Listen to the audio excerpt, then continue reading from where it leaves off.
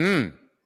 And I think between the top two quarterbacks between Shador and Cam Ward, it's like it's like a four-way. It's like those the first four players I can see being the number one pick.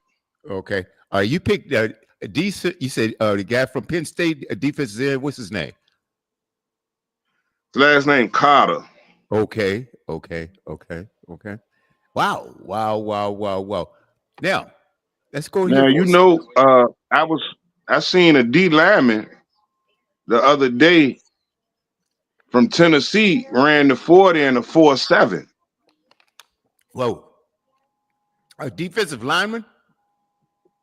You know, matter of fact, his first run was 4.7, and then he ran the 40 again on his second attempt and ran it in a 4.5.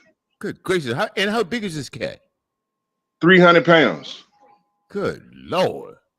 Boy, you would hate to be the quarterback on the other end. And you And better it's a have lot of, it's a lot of players that's not really even working out at the combine. Shador Sanders is not working out at the combine. The DN from Penn State not. The running back from Boise State ain't working out at the combine. I think a lot of players gonna wait for their pro day. oh. And so why It, do you think they're not showing up for the combine? Do you think that because if they I feel think because at the combine it's really about you trying to get to know the player and what you that's what Deion son, that's what Shador doing. He's just meeting with the teams, getting to know the teams, letting the teams get to know him. They'll see him work out and throw at his pro day. okay. Interesting, interesting, interesting. And I tell you what. Now you mentioned someone else going number one here too. We talk about that two-way player from Colorado. That boy. Where do you think he's going? Being drafted because he's going, if not 1, 2, and then secure Sanders. Don't you think he could be drafted number 1, 2? Yeah, Shador could. Okay, so let's go back to his teammate here. Okay, uh, uh, first two-way player that I've seen, a successful two-way player I've seen in a long, long, long time. So, where do you think he's going, and who you think he's going to? Well, if Deion got anything to do with it, he ain't gonna end up in Cleveland. Mm, mm, mm. Because Cleveland got the first pick. No, Tennessee No, does. Tennessee. Tennessee got the first pick. Uh-huh. Oh boy, oh boy. Now, what do you say, K Love? Yeah, it's hard to say where. I haven't heard of any possible destinations, but yeah, I can definitely see him, within either the top pick or within the first, say, three. So, like I said, I mean, and who knows what position they'll have him designated as? Mm. Oh, he ain't he's listed as a cornerback. Okay, okay. Now, who's listed as a cornerback? Travis Travis Hunter. Hunter. Travis Hunter. Whoa, whoa, whoa, whoa, whoa, whoa. Now that's I could see interesting. him going. I could see him going to New England at 3. Okay, and now, but now in the pros, I don't think he's going to play two ways. Do you? He I said he mean, wants to, but I don't think so. I think I don't see it because I haven't seen it. I mean, I don't think we ever seen a two-way player play those same positions in the NFL. But I could be wrong, but that's not very often when it happens. well, yeah, I tell you, we have to go way, way back and do some history.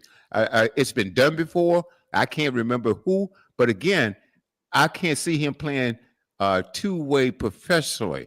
Now I could see him doing like playing the cornerback, being his regular job, and then every now and then they could bring him in offensively. I could see that to mix up things, but I can't see him consistently playing both ways. I can't see that. I can't see that. Huh? Now, how about Shakur? Where do you think he's going? Shador. Where? He could end up. He could end up. He gonna easily be in the top 5. Right. But I could see him either being the quarterback in Tennessee Mm-hmm. or or somehow Vegas move up in the draft and get in position to get him if he's still on the board after 3. Yeah, I think one of you guys mentioned a few weeks ago about him going to Vegas. Him going to I could see that happening too.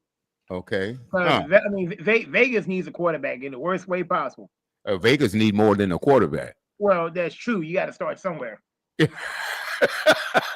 got to. I mean, Romo has a point. So no, hey, I'm not arguing. I'm not arguing with either one of you. I'm just laughing. You just say you got to start somewhere. I guess so. I mean, you got to start somewhere. Crazy thing is, I've been hearing Cam Ward has the stronger arm and all that, but Shador got better mechanics. He get the ball out. He run through his reads, his check downs. He's more accurate with the ball. Yeah, right. I agree with that. I definitely agree with that. But you say Cam has the stronger arm. Well, we know what happened to Crab Legs. Crab Legs has a cannon for an arm. But I mean, and you think by now he could read that defense a lot better than he does. And then there's another interesting point. I'm not sure who made it, one of you guys or whether Mark made that. And that is that he tries to do too much, or he tries to do the impossible, and that's why he gets in trouble, because his problem is throwing too many interceptions. Too many interceptions, and I blamed it. I said, man, what is this guy going to read the field? And then, like you said, somebody pointed out, well, yeah, he just does too much, and that and both could be true. Both could be true at the same time. So, wow, it's going to be interesting. And when are they holding the draft? When is that? The draft in April. Draft in April. Oh, this is going to be fascinating. That's going to be fascinating. So let's talk about the worst teams in the league that need. Let's talk about the 5 worst teams in the league that needs a top pick. And let's see, who would be your first one? What, the worst? One of the worst teams? We're talking about the top 5 teams. Now you mentioned about 5 players. I would say I would move. I'm gonna start with the New York Giants. Okay. They need a quarterback in the worst way. Okay. And if they have to do it and go with a young quarterback, I say bring Aaron Rodgers in, get Aaron Rodgers to be your starter for cheap, and let your young draft pick sit behind Aaron Rodgers for a year.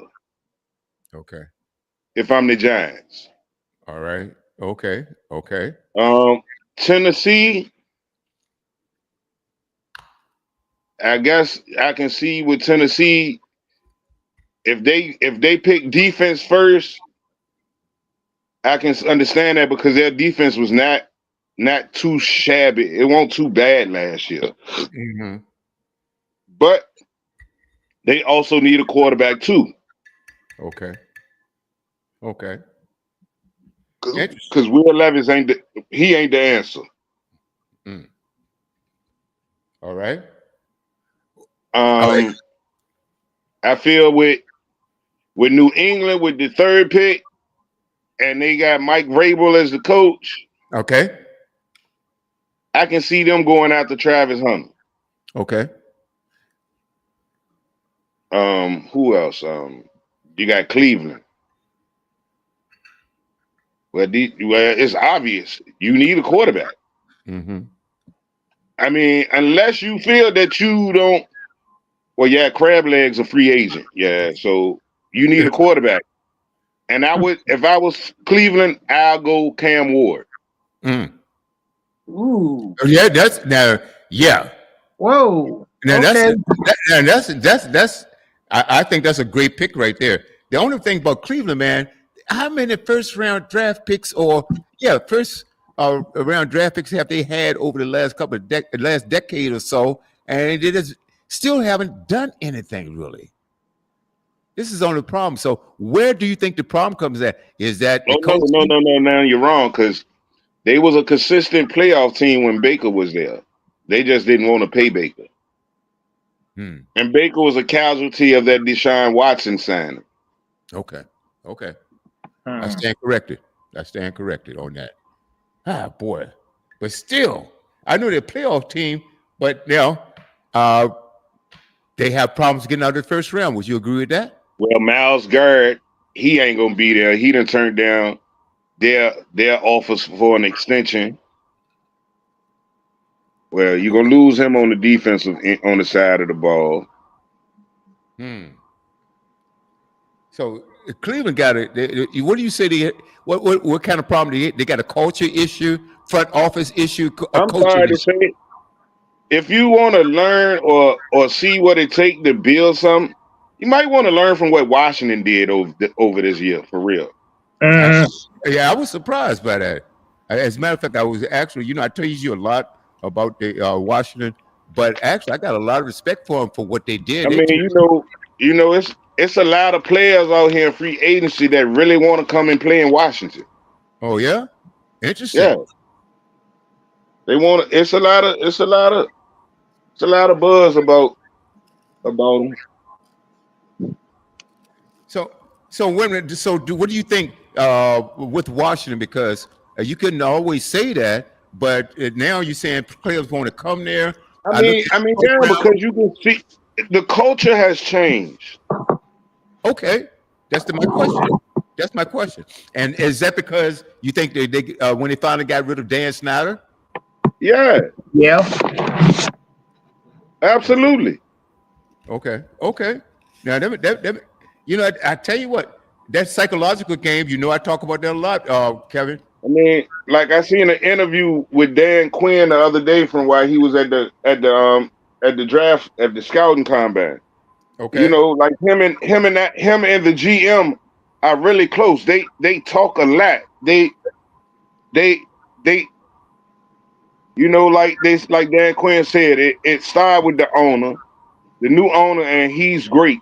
He's he's invested in it. Just he ain't just invested in just having a team. He invested in changing the culture, keeping up the winning success and everything. Just like yeah, they didn't they got something in that locker room that's real good around that whole organization and has ran now Mm-hmm. and the person that's running it. That makes a lot of sense. Everybody talk about the locker room. He That make mental. he make that I guess like he make the environment of being part of the organization fun. It makes fun. It makes sense too. It makes Yeah. sense. In a lot of ways, the culture means a lot of things. We talk I about the mean, physical. you won't change. Like you say, it gotta start at the top. Yep. I couldn't. Exactly. I couldn't agree more. Okay, Kevin, Yes, sir. what you got to say about this? Well, I mean, I can piggyback most of what Roman was talking about because one of the main things is um the Giants they're talking about now. I will say this before we get to that Aaron Rodgers situation. Matthew Stafford is staying with the Rams because the Giants was eyeing on him too. Mm. So Yeah, now but that Stafford is staying put, which I thought was a wise move. So Mm-hmm. now the Aaron Rodgers, he's available. He's out on the market. And like I said, Romo and I talked a little bit this morning, and I told him I saw some comedy skit that Aaron Rodgers he made it's possible that he might go across town from the Jets to the Giants. You Ah, know, okay. and again, and I think he mentioned something about and Romo told me, hey, it's an upgrade from Danny Dimes. Hmm. I mean, You either know, way you look at it, if he goes across the street to the Giants, he's just going for he's just going for the money. Yeah, of course he Now, is. now he can do he can do some great things because you got a great young receiver in Malik Neighbors. yep. Now you get something to go on the opposite side of him and a jab decent running back. You got something going there because I mean, even as terrible as their defense is, they got great players on that defense. Like the DN that they got from Oregon, Thibodeau, he's an absolute monster.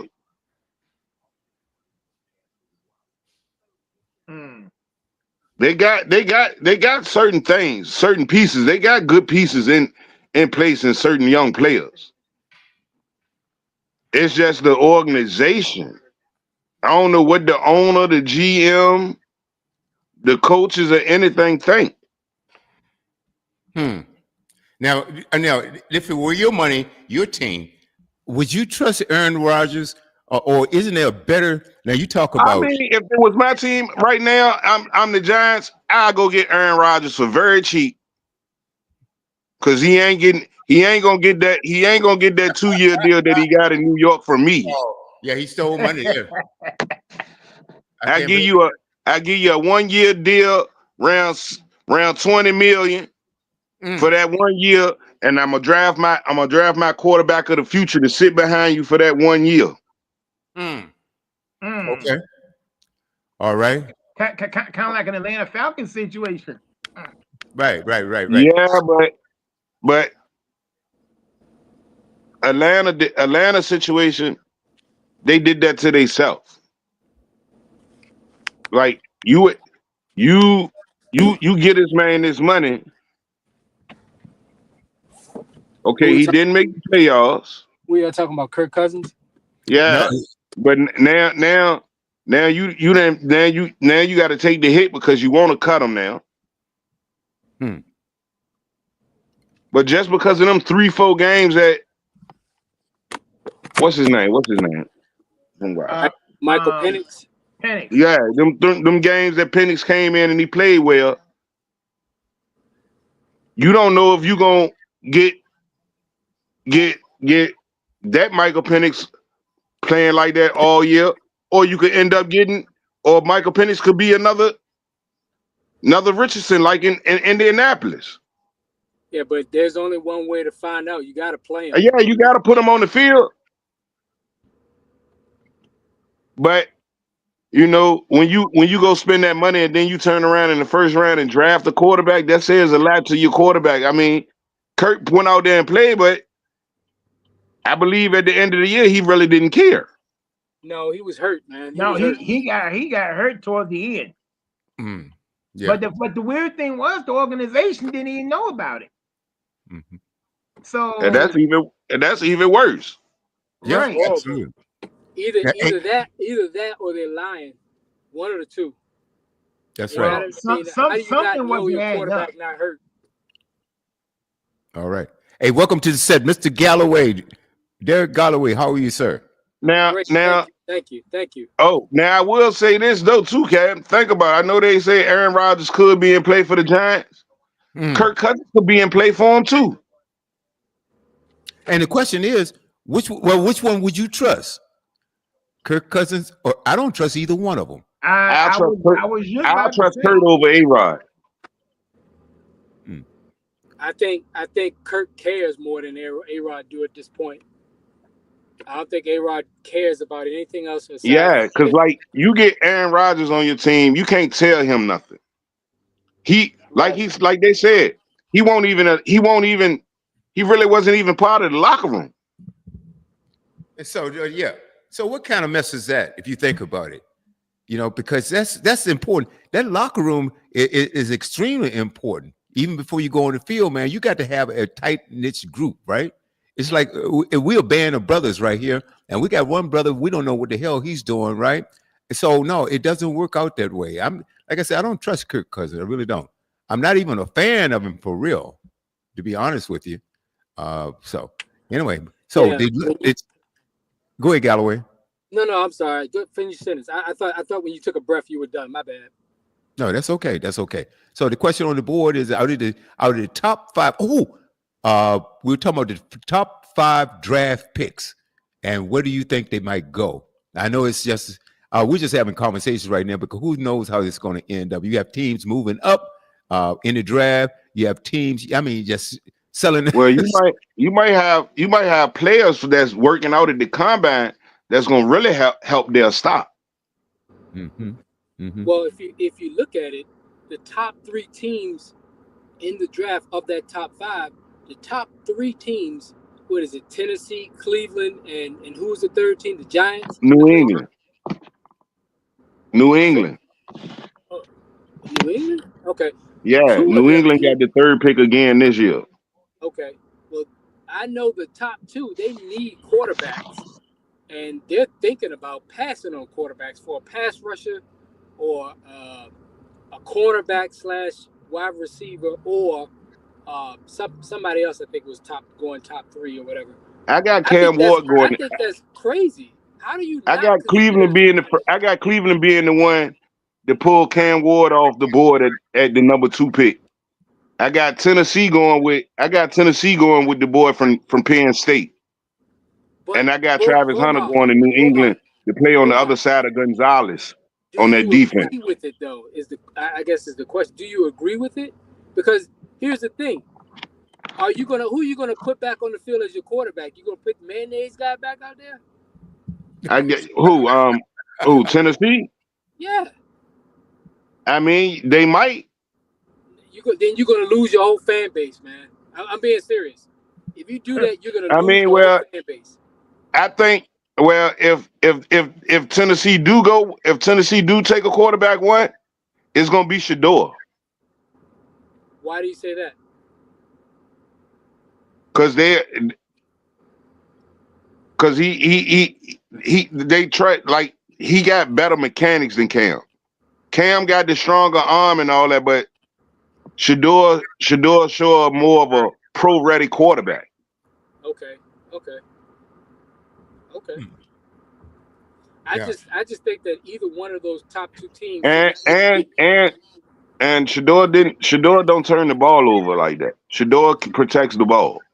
either one of those teams should not be looking at anything else than a quarterback, to be honest with you.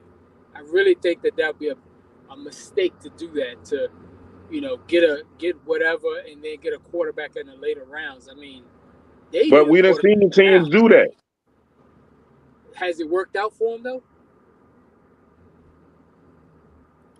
Yeah. I mean, no, Well, then why you do it? Because now when we talk about all the time, at because least I it's talk not about that is not, the owner is not looking at the owner ain't looking at the team for what they need in them situations. He looking at the best player, so he wants that. It's sometimes being the owner, sometimes you look past your needs and just go for what you want. And that's my point. And I'm gonna give you an example. Just hear this example, and tell me what you think. Right? Last year, you said New England was in the 3rd spot. They were in a dire situation. They lost their legendary head coach. They had no players to build around. They had nothing. And they took them until halfway through the season where they decided to play Drake May. And guess what? They found out that he can play. He can play the position. He can do this. Now they Yeah, but come back. Drake Now May they about come to back. do. Hold on. Now they come back into this draft. Yeah, they're still number 3, but now they got a quarterback to build around. Now we can say, okay, we don't need a quarterback. Now we got I one. We could just I put an I offensive I lineman feel you. around them. We could get them out some wide receivers, some running I'm backs. not high on Drake May. Going into this season, if I'm New England, Joe Milton would be my starting quarterback. Okay, I mean, we get your fascination with Tennessee quarterbacks. We get that. But what I'm saying No, it ain't my is Tennessee. fascination. I ain't got no Is, fascination. Like, straight up, bro got a stronger arm, and he showed and proved that what he can do when they played him last year.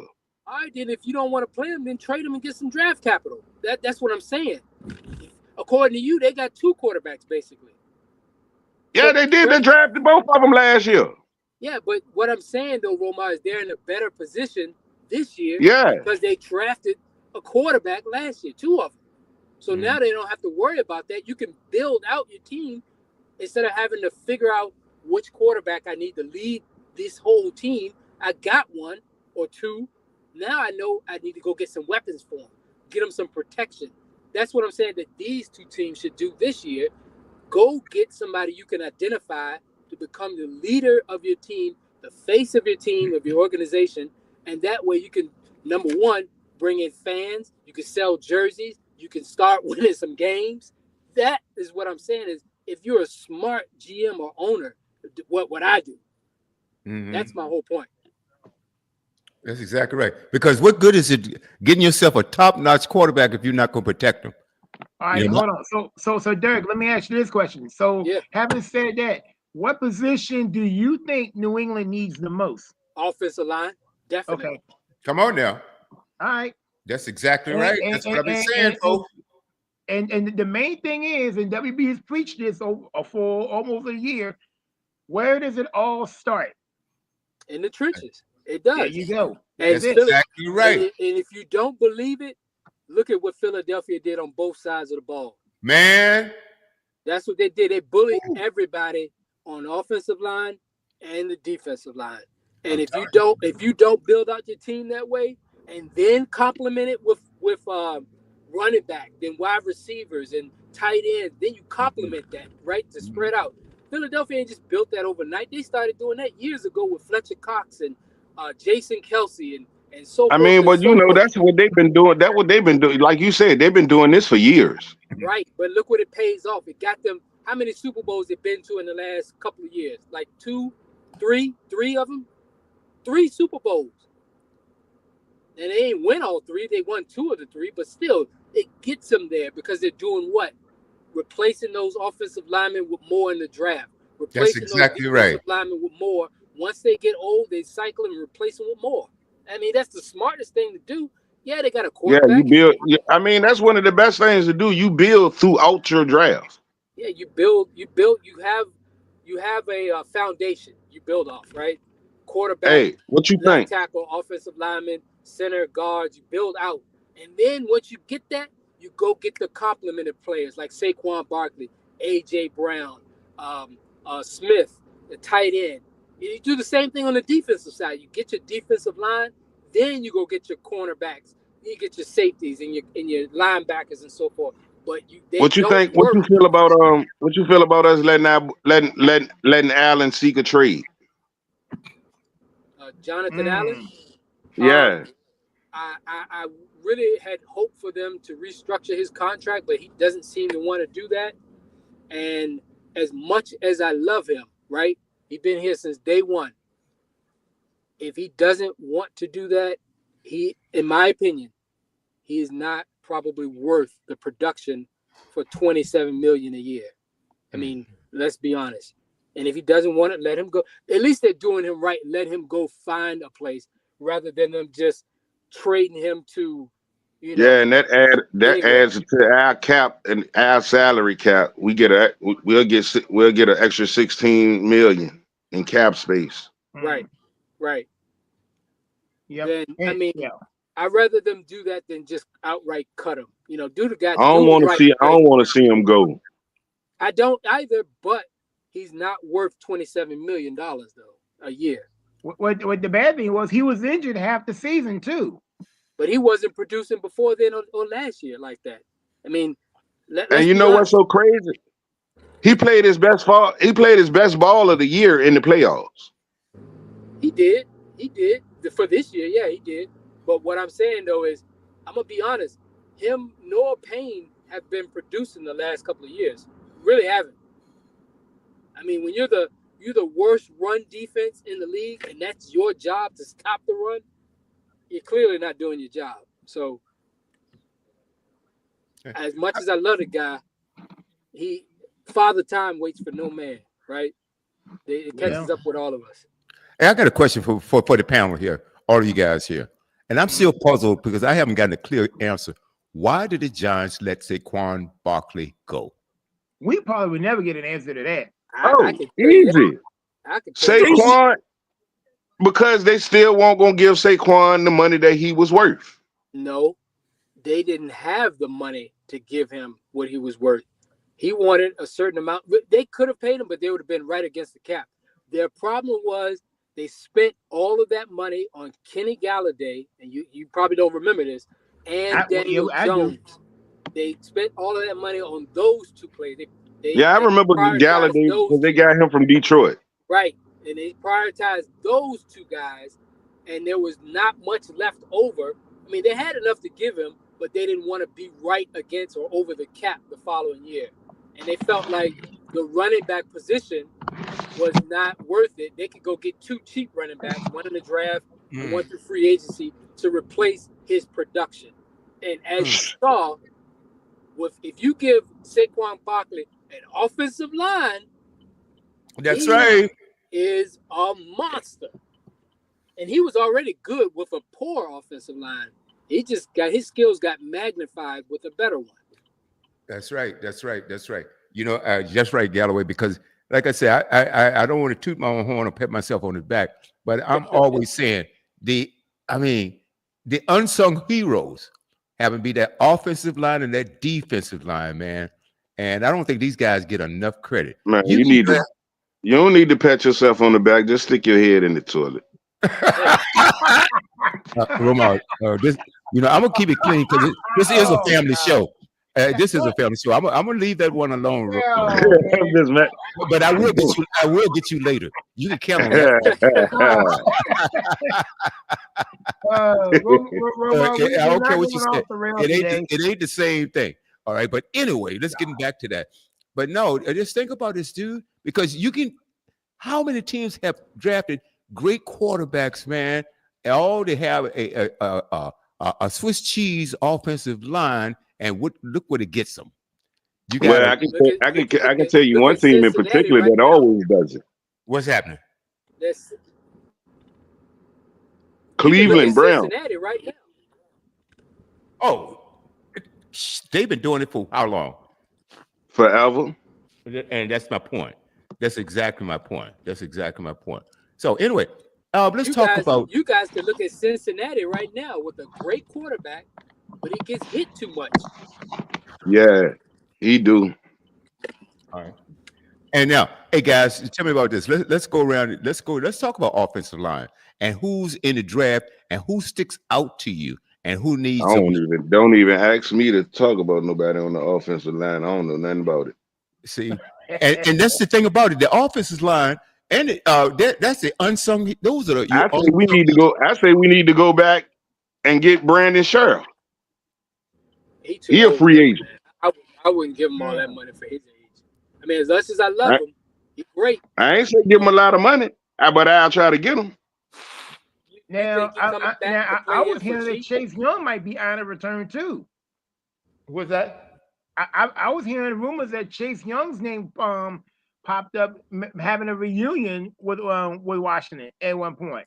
I read somewhere I wouldn't trust him. Nope, because you see him taking off on plays half the time. Well, yeah, I mean, and he didn't just do that with us. He was doing it with other teams too, with San Fran. Yeah, right. Play go to the strong side. He over there standing there with his hands on his hips. No, man, I don't want that. Yeah, hey, let's talk about Washington. Let's talk about Washington this year because everybody and me, I was surprised on Romar and you and Kevin Galloway. Maybe you too weren't surprised how they were going to perform this year, but I was surprised. If you were the Commanders right now, what would you do to carry your team further this coming season? Okay, what do you need? I'll go last. Y'all go ahead first.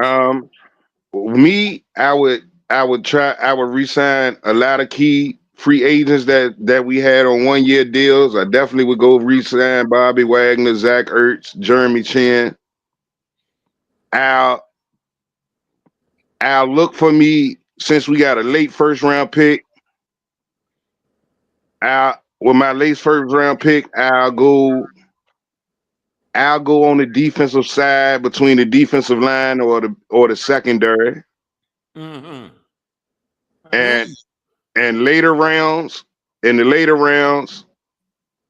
I'll pick me up if it's a young tight end out there. I'll pick me a tight end up, and the rest of the picks, I'm gonna shore up my offensive line. All right. Now let's talk about the defensive secondary. Are you talking about linebacker or corner? Oh, I mean, we need another safety. Well, because I think Sam is still moving up to corner to play on the other side of Marshawn Lattimore because it seems like the owner already has came out and said that Marshawn Lattimore is not going anywhere. No, he's not. He shouldn't because he played with a hurt hamstring. Give him a full off season to get himself together. But I would. Kevin, did you want to go next about what to Well, do to no, because rebuild for next year? I was going to say that I think I think that I read a report that St. Juice might have been gone. He definitely gone.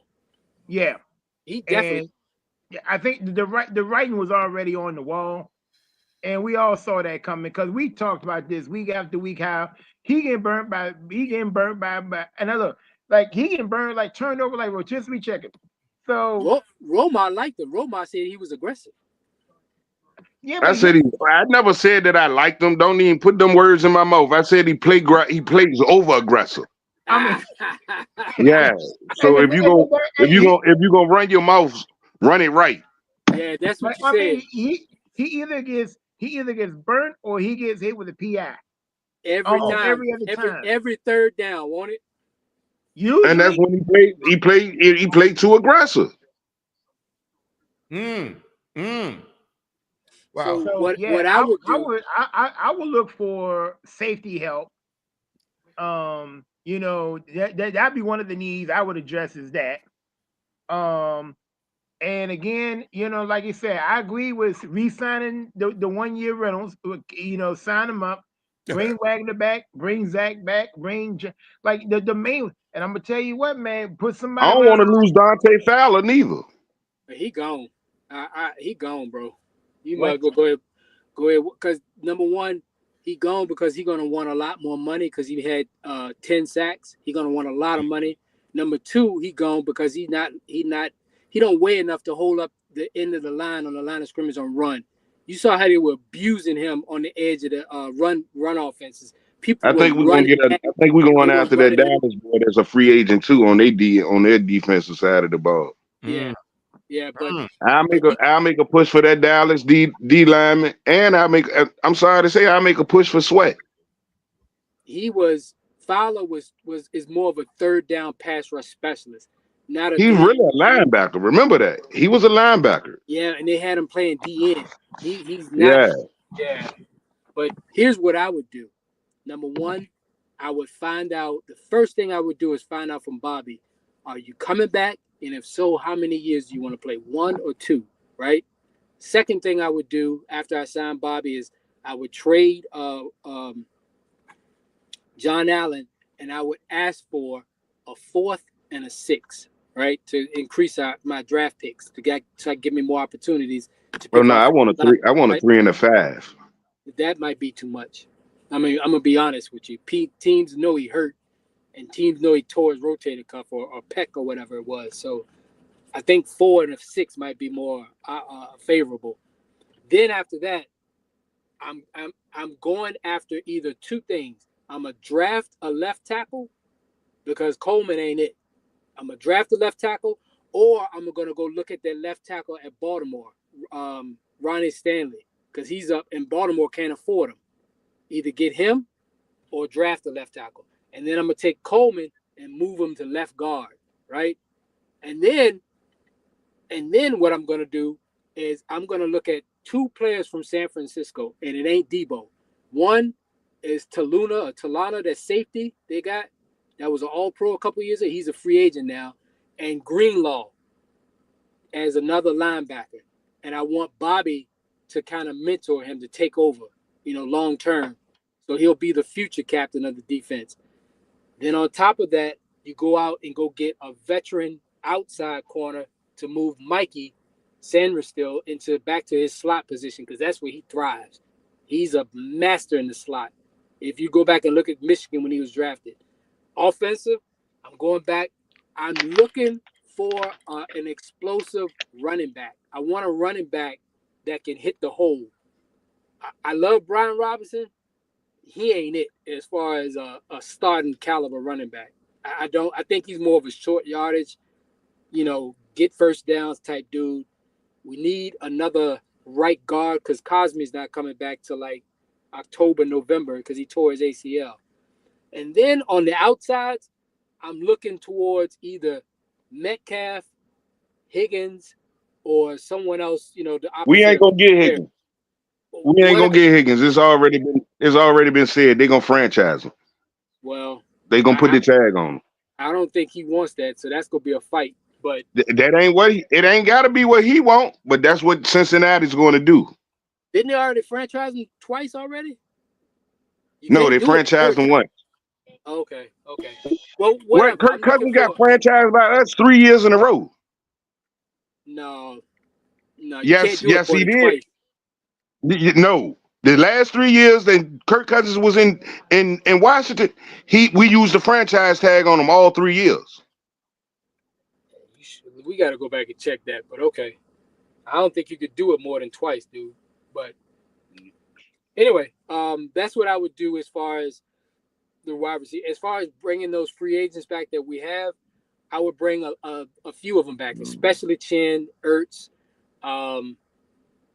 probably not Cleveland Farrell. He didn't do nothing. But that's why I would build out the team. I'd make sure I change that offensive line, bring some more depth to the defensive line since Jonathan Allen's gone, get some more linebacker depth, and go get that free safety from San Francisco and a veteran corner that can play. That's how I would do it. I'll see. I'm gonna try. I'll try my hand to get Cooper Kupp. I think he washed. I'm gonna be honest. I think he I don't washed. think so. I think he washed, man. I really do. I think his injuries on his legs and feet and all that stuff are told. Wow. Hey, I'm gonna switch up just a little bit. I'm gonna ask you a couple of questions, you guys. I might make a push to go after Khalil Mack too. Okay, let's. I want to talk about the Super Bowl here. All right, was anybody on this panel was surprised? I'm not surprised that Philadelphia won the game, but are you surprised on how badly they embarrassed the Chiefs? So the question on the board right now is: do you think that Philly can repeat? Because that wasn't. I mean, I can see. I done They already said told him, Neil. I can see it. They can run. They can run it back. I believe they run it can. back. I agree.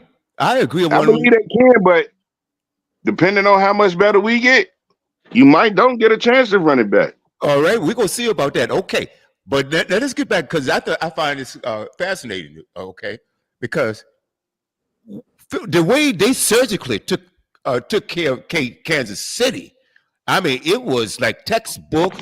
And But see, people like, man, Kansas City offensive line ain't that great.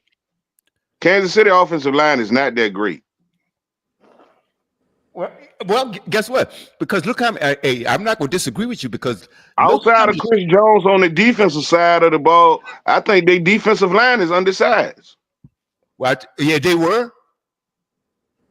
Oh yeah. The Eagles' offensive line was pushing them around. They were pushing them around all day. But let's get back. I want to break this thing apart here. So, Philadelphia, I believe that they can because I mean they just took it behind the woodshed.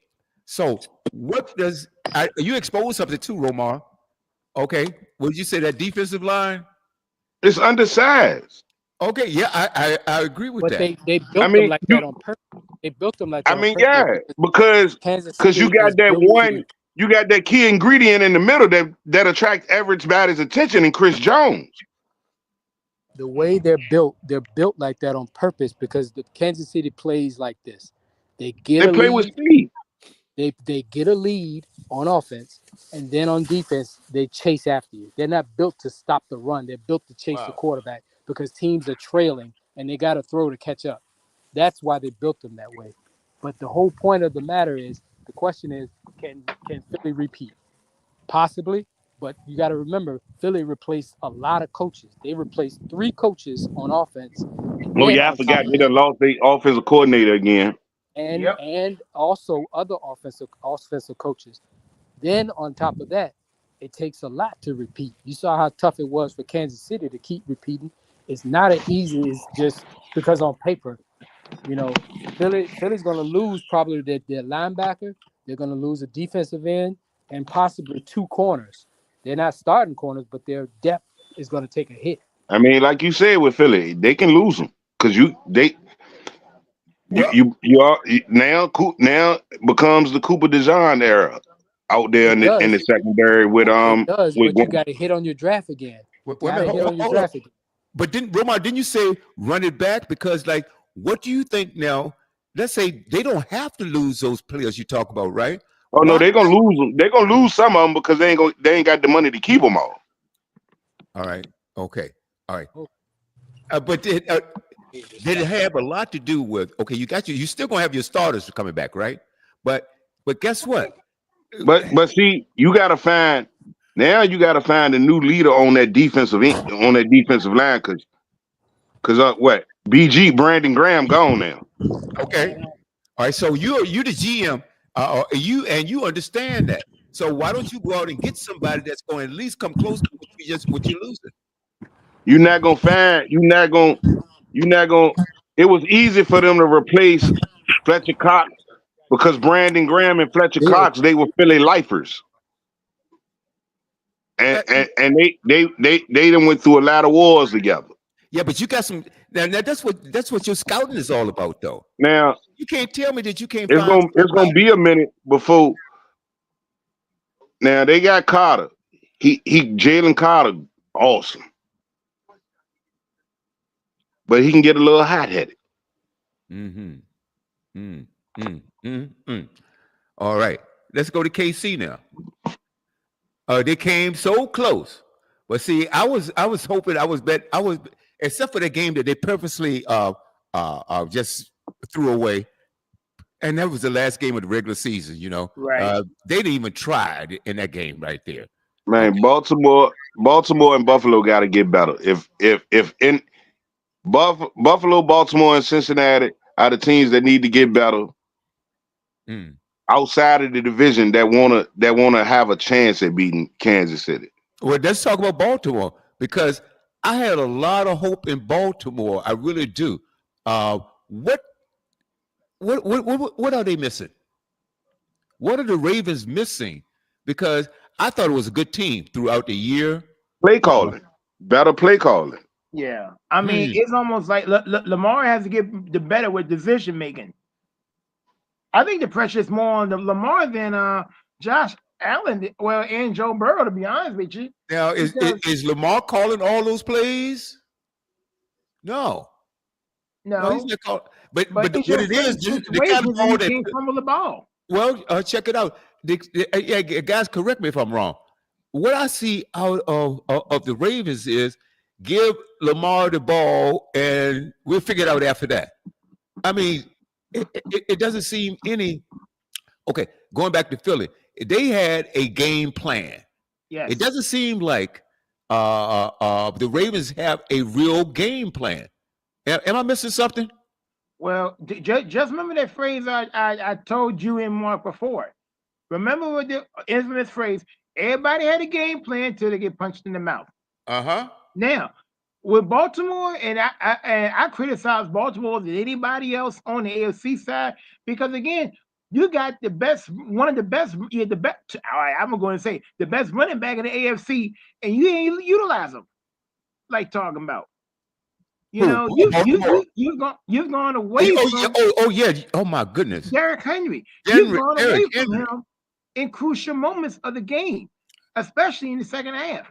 I couldn't agree with you more. I could not agree with you and that's what pissed me off too, because like I said, in our fantasy pool, Derrick Henry got me through some wins. Well, this is the thing. How many times, Derek, Romar, Kevin, how many times, and not only that, throughout the season, I'm not a fan of overworking your quarterback because so many teams do that. And I'm going way back before you guys were born too. Anybody heard of Earl Campbell? Yes. Okay. And he was a running back for the Houston Oilers. Right. Okay. Running back for the Houston Oilers. And he ran, 80% of the plays was him running. They ruined that man's career. And I don't think I'm exaggerating. Every play, Earl Campbell with the ball. Okay. Earl Campbell going left. Earl Campbell going right. Earl Campbell going up the middle. I can't think of a wide receiver on that team. Wow. No, I'm serious about this, man. I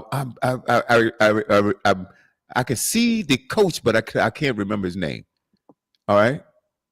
Galloway, Roma, do you agree with what I'm saying? A lot of teams overwork their running back, but when you talk to Derrick Henry, man, boy, oh boy, I would put him right next to Saquon Barkley, and the reason being he didn't have as many yards as Saquon. I think what he had about 1,800. What do you have? I think a little over 1,800, 1,900 maybe, which is a lot of yards. But he didn't get as many chances to run the ball either because that boy is unstoppable. I believe, didn't he come from Tennessee? He was with Tennessee before then. Yeah. What you say, Roma? He was with the Titans. Right. But my question is, I don't think I don't believe in overworking that man, but I think that he may have had broken that record if he had given a few more chances to run. I agree. Most definitely, I agree. They gave up on him too many times in games when they were playing. They started throwing the ball too much, especially against the Buffalo game. They could have won that game if they continued with the run, but they decided they want to throw the ball. But I mean, Derrick Henry was eating Buffalo up in that playoff game. They just decided to stop running. But I agree. Oh, absolutely. So it's all about team management, calling the right plays, and like I was saying, Galloway, it didn't seem like the Ravens had any real game plans. It was all up to Lamar, and I don't know. So I don't know what to make of the situation because they were a lot better than their record, in my opinion. Yeah, and the fact that Mark Andrews messed up on a couple of crucial plays also didn't help either. Yeah. You know, that missed catch for the 2-point conversion that could have tied the game. Right. So what happened?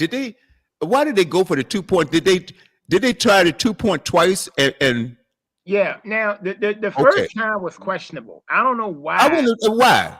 And even Mark was asking the same question before, and that was now you put yourself behind the 8 ball, you try to go for it and it didn't work, which made the situation worse because now that when you try to go for it again, you have to do it. Right. And Galloway, that's the point. Why go for it in the first place? And what you just said, this is what I was thinking when they called it. I said, okay, if they make the 2 points, yeah, okay, all right. But if they don't, they're not going to have to go for it again. And they got themselves in trouble. I mean, just dumb decisions. And I don't care. Unless you have to have that 2 points, why risk it? And I'm talking about I can go in, see a lot of teams now they're in the second quarter or they're early in the third quarter and they're going for 2 points, right? All right, say for instance, now you won, you've gotten the touchdown, and now you're 1 point behind. Okay, so you gonna go for 2 points instead of saying, okay, let me go and tie this baby up and live to fight again here. All right, so you missed the 2 points. Now the next time going to the game, now guess what? You're 2 points behind. All right, you're playing from behind. Let me get even, then I can pass you. But if I take this gamble for a higher reward and I don't get it, then I'm making that hill a lot harder to climb. Galloway, what's your take? All right, Romar. Let's see, where's Romar? Okay, he has to unmute himself. But anyway, all right, let's move it right along here. I'm right here. Okay, so I don't know what you heard what I was saying, and we were talking about how let's put it like this: the Ravens sometimes don't make the brightest decisions. To be And it kind. comes down to play calling. It's no way in the world I go for a 2-point conversion and I not run Derrick Henry. Crazy. And you're exactly right. You want? I'm gonna throw the ball or There's what? no way in the world. I don't care if it's 4th and 1, and it's a long 1 yard. I got Derrick Henry in my backfield. I'm running him to get that first down. I'm gonna do the same thing. And what I would do, I would run the option with Lamar so he can pitch it to Derrick Henry. Right. Because once you see Lamar running, Lamar gonna suck the defense in from running. Hey, Romar, Pitch it out to Derrick Henry. You got maybe another 10, 15. You got probably about 10, 15, 20 yards. Hey, Romar, you know what? I'm almost sorry that I asked that question because it brings up bad memories, and I'm going all the way back to when Seattle. Good Lord, lost that Super Bowl. Man, you'll never let that one go. That's what. Bad play calling. With me, that's what me and Pete Carroll fell out there. Marshawn Lynch. You talking about Marshawn Lynch? 1 yard to get. Of course. That's right. After coming, and the most disappointing thing about that game, I know you guys saw it. You came back because you were behind, and I'm in a room. Hey, check this out. I'm in a room about 4 or 5 people. We watching the Super Bowl, right? All right. They're all pulling for who won it? Was it Patriots? Was that the Patriots? Yep. Okay. I hate the Patriots. They were Patriots. It was about 5 against 1. And I'm down in the beginning of the game, and they talking, and I said, and then I started coming back. And that's when I stood up. I said, okay. And I'm looking at them, and I'm laughing. I'm saying it's over now because I know they're going to give Marshawn Lynch the ball.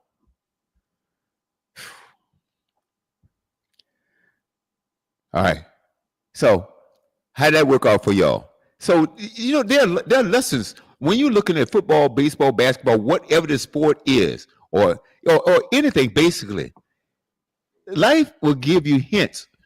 There are life lessons that somebody else has already learned, and all you got to do is follow, okay, well, it didn't work on that situation, and that's why they have stats.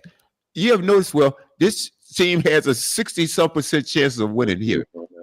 And so Romar, are you having 2 conversations? Yeah. Let me mute his mic. I'm on mute. I can't believe this. He's having 2 conversations. He's on the radio and talking on the phone at the same time. Now, Kilo, he's been doing this long enough to know better. He knows radio etiquette. Romar, as a matter of fact, it never fails. Look, the last time the baby was crying, I'm just kidding, man. Oh, it's too funny. If he hears it right now, he gonna get me. Oh man. Hey, Beverly Haynes, how are you out there in Southern California? Man, I love it when the ladies listen. Okay, hey, I'll tell you. Here go the voice. What do you talk about? Ladies, listen. Romar, chime in on Monday night to WB and Caleb. We take you through a musical time machine.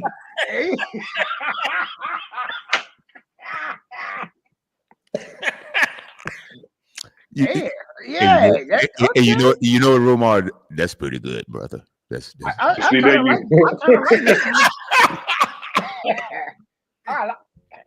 was pretty good. Yeah, you going Barry White on us all? Like, wait a minute. Oh yeah, absolutely. Oh, by the way, thank you so much for the plug, Romar. Yep, check us out. WB. Yeah, I need some money off that. Oh my God. Nothing comes for free in this world. Oh my goodness. Hey folks, is this one of those off the real shows? We haven't even gotten to basketball yet. It wasn't intended to be, but it turns out it always is. It happens. It happens. It happens all the time. So like every show that we do. Okay. Roma, what is all that noise in the background? I know I'm it's cooking, you. man. I'm cooking. Okay, knock your. Oh, man. Okay, all right. As long as you can hear, knock your socks off. Okay. Oh my goodness. Oh my God. Romar Smith. man. One thing we You can know say what? about this: there's only one Romar. And you know, and look, I'm sitting there flipping channels, and we got an overtime game in Dayton right now. University of Richmond and Dayton are tied at 50. What channel is that on? CBS Sports Network, Okay, 854. So yeah, man, 854. it's a wild game going on. All right. So what network do you have? I have. I got Xfinity. Same thing Yeah, you do. same thing. And it's Yeah. 854. Yes. 854. I'm gonna check that out. It's overtime. All right. Yes. Hey, this is the sports page. Hey, I'm WB filling in for Mill. He's out on assignment, and I'm sure you guys miss him. We do too. We got Derek Galloway, Kevin Harris, and Mr. Romar Smith, the co-host here on this network. This is the sports page. We come on every My Saturday. name is Roma Fatu. AKA Romar Fatu. Part two. Okay. At first, no. At first, I thought he was cussing. It's an inside joke that me, him, and Mill have. So, okay. So it's legit. It can go either way. You can go with Smith or Fatu, so it don't matter. You know, it does matter. We don't want any profanity on this network, okay? So I'm just. It sounds like profanity to me, you know. So I just want to make sure. Oh God. Oh man, yep, it's off the rails already. I can see what's happening here. And look, we ain't got to the NBA yet. We haven't. Oh, look, we're going to cover that. Hey guys, any more football questions, trivia, or whatever it is before we switch it up? I don't have it. I don't have anything. Okay. Romar. Okay. I'm sorry, man. I was cook. Look, man, I'm cooking my neck bones and noodles, man. Man, I don't care about your neck bones. Put your mic on mute. Hey, you know the bus free. You know I can catch the bus over there to your house, WB. Yeah, well, you know where I live too. So you know it's a family show, so we ain't gonna get into that right now. No, we're not. So put your mic on mute, okay? Making all that noise in the background. This is a radio show, Romar. I tell you what, it's the only one of its kind, ladies and gentlemen. Kevin, yes. Derek, have you heard a crazier, yet more informative sports show on air, whether it's radio or TV? I haven't. And I enjoy this each and every Saturday. And even with my nemesis, Mr. Romar Fatu. Okay. Yeah. I don't know what the hell that means. I have no idea. But we're going to get to the bottom. I'm going to put my investigative team on this, see what the hell's going on.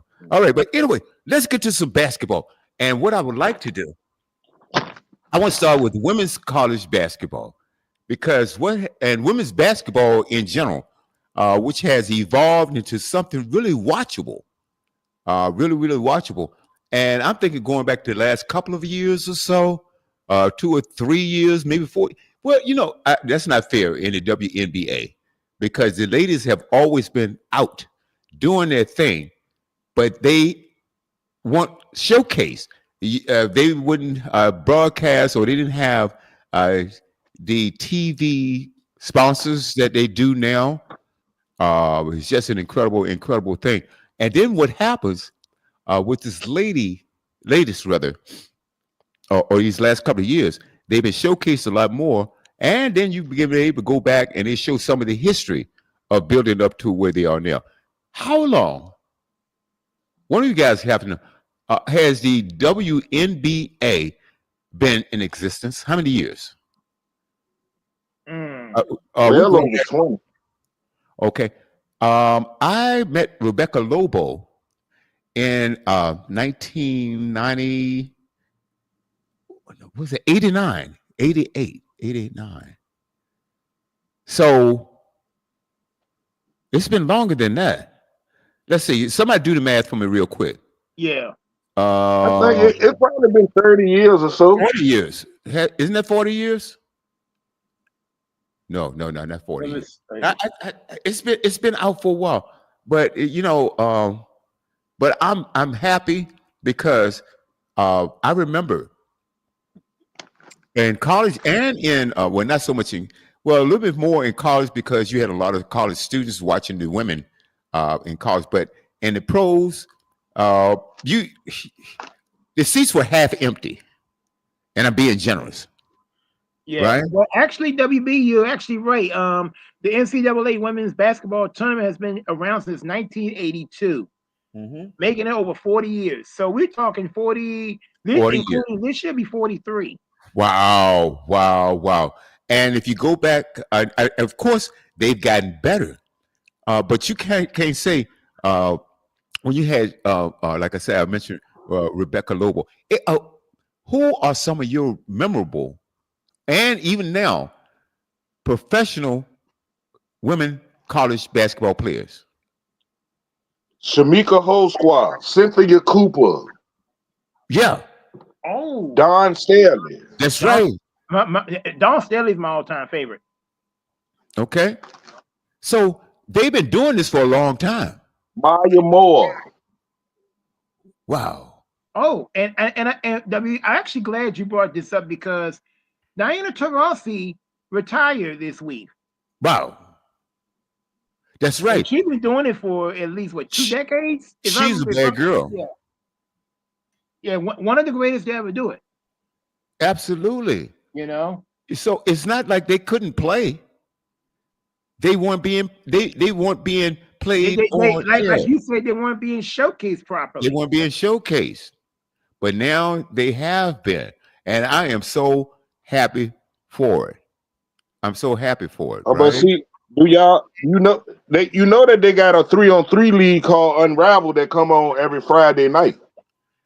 Now, is that women and men or just men? Yeah. Oh, okay, It's women women. and men. Yeah, I've seen something. No, women. That's women. Oh, just all women? Oh, Yeah. now They play 3-on-3 full court. now is They that play a 3-on-3 full court game, and then they play 1-on-1 against each other. okay? Is that now? What is that? Is that professional? Yeah, it's the WNBA players. Their own league that they put money in and started up called Unravel. I've seen it, but only briefly. I thought it was something men and women, like the men had that, and women that, just like the regular NBA and WNBA. So how do you find it? Do you like it? I mean, is it entertaining? Yeah, Angel Reese had a 2020 game. Oh, wow! I'm gonna have to pay more attention to that. Like Caitlin Clark denied to even be in it, and they offered to give her like $1 million to play. Okay, well, she's a bad girl. You got to give it to her It's too. a couple of WNBA players that started this league. They started the league. They started the league so that the WNBA players don't have to leave out of the states to go play professional anymore. Okay. Help keep them at home. Keep them at home, and they continue to get some money. What you mean keep them at home? Because where the other keep players them going overseas and playing? Because once the WNBA season over with, a lot of the WNBA players go play overseas for other teams. Oh, I got you. This way, with this Unravel league, they don't have to do that. That makes a lot of sense, doesn't it? I like it. Okay. I just haven't watched it, and that is really cool. Now let's go down. Let's get down to it. Let's go back a little bit. Who's the top women's college basketball teams right now? Okay. Well, you've got USC. Texas number 1. Okay. I think either UCLA or Southern USC Yeah, number 2. UCLA is number 2. Okay. USC is number 4. Okay, Matter of fact, Uh, yes, so South that Carolina. means South Carolina what? Where are they? um, We need to find out because and I want to find out where LSU is because they lost to South Carolina the other night. well, okay, you got Notre Dame is number 3. Okay. Texas number 1. South Carolina's number 6. Mm-hmm. UConn's number 5. UNC is number 8. LSU's number 7. Mm. NC State's number 9. And let's see. What TCU at? TCU's number 10. Wow. Okay. Man, you know, I was so disappointed the other night, though. I think I'm going back 5-6 days now, and excuse me. And South Carolina was, excuse me, I forgot my cough button. But anyway, South Carolina, they lost, man. They got blown out. I forgot who blew them out, too. It was, and I believe it was an unranked team. They got blown out. I don't have it in front of me. I'll come back there. I'll find out a little bit later on. But now, we all know South Carolina won the championship last year. What is the chances that they're going to repeat? Even though they had a blowout, and I think they've lost like 4. Have they lost 4 games or just 3? It is. Let me look. South Carolina. They only lost 3. They're 26-3 right now. 26-3. And I think LSU has a similar record too, right? LSU is 27-3. 27-3. Mhm. Okay. Romar, do you think that South Carolina will repeat? I know they can, but will they? What do you say, Kevin? This is going to be hard because the field is stacked. Because if you look at the top, say 7-8 teams, like okay, let's say Texas, they only got 2 losses. USC or UCLA, one of them I think has got 1 loss. Because matter of fact, because a lot of ranked teams are playing between the night and tomorrow. Mhm. UCLA only got 1 loss. USC's only got 2. They're playing each other tonight at 9 o'clock. It's on Fox. Okay, so somebody's going to be. They're going to either be 2-2 or what? 1-3. Either one of them's going to have 2 losses, or the other person's going to have 3 losses. Oh, that's going to be interesting. And I think if I remember correctly, Romar, I think USC lost the first one. Who? Against UCLA, I believe. Well, I no, think UCLA won the first was one. it UCLA? They were undefeated because at that time, I think South Carolina was number 2 and UCLA was number 1. Well, you know what? South Carolina dropped them. I could be wrong. Because no, I think you're right, WB, because cause we were talking about Juju. And I think USC won the first one. I think you're right. I want to say you're right now because we were raving about Juju, or at least Roma would have been, was the first time that they played. Mm-hmm. So now with this rematch, is the ball's in UCLA's court. I see. Mm-hmm. Okay. Very good. Yeah, man. So I find it fascinating. Women's college basketball. Now let's go to the WNBA. What do you think about Romar? Are you back? Or let's go to you, Caleb. Romar, join us back. Romar? Okay. I think he's still cooking. Yeah. Okay. Right. Yeah, I'm right here. Okay. I want to go to you, and then I want to go back to Caleb, and if Derek is still with us, have him come in. What are you thinking about? Hey, Shortcut. I see Beverly Haynes and Shortcut. All women so far have been texting me or putting comments up here. Okay, thank you so much for that. and we really appreciate that because we talk about women's basketball. And if you are basketball enthusiasts, if you're women, men, whatever it is, I'm sure. And if you're a real enthusiast, you appreciate good sports. Women, men, sure, high school, it doesn't matter. College. So, Roman, we'll start with you. Women's college basketball. Talk about. I want you to tell us about your favorite team and perhaps your favorite coach, and who do you think is going to hold the chip at the end of the season? I'll put my money back on South Carolina, but it could be UCLA, it could be USC, LSU, or is there a dark horse that you could think of right now? I don't have a favorite team. My favorite player is Juju. Right. My favorite coach, Don Staley. Right. As far as a national championship game, I got USC against USC. Who winning? South Carolina. Yeah, there you go. Smart decision. Team will always be the individual. No, but it's more than just Juju over there at USC. She got a partner in crime over there with her this year. Okay. She got another player, but she ain't on Juju level.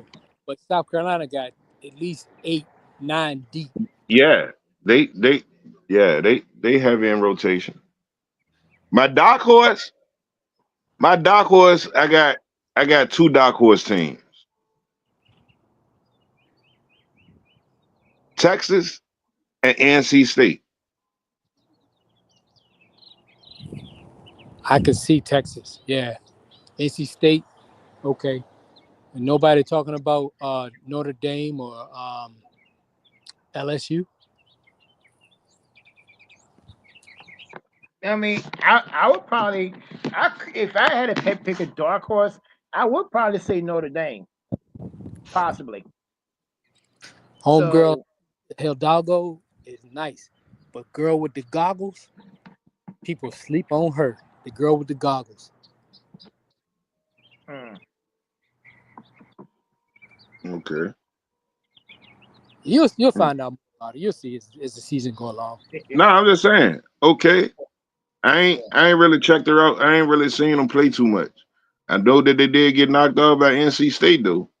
Yeah, they did. I mean, that happens in February. Everybody. Yeah. Just like South Carolina beat Texas, and then Texas turned around and gave them a nice little spanking. Mm-hmm. Yeah, Texas is pretty strong. Texas got a good team. They got a really good team, but don't fall asleep on LSU. They got a pretty good team themselves. Flage balling.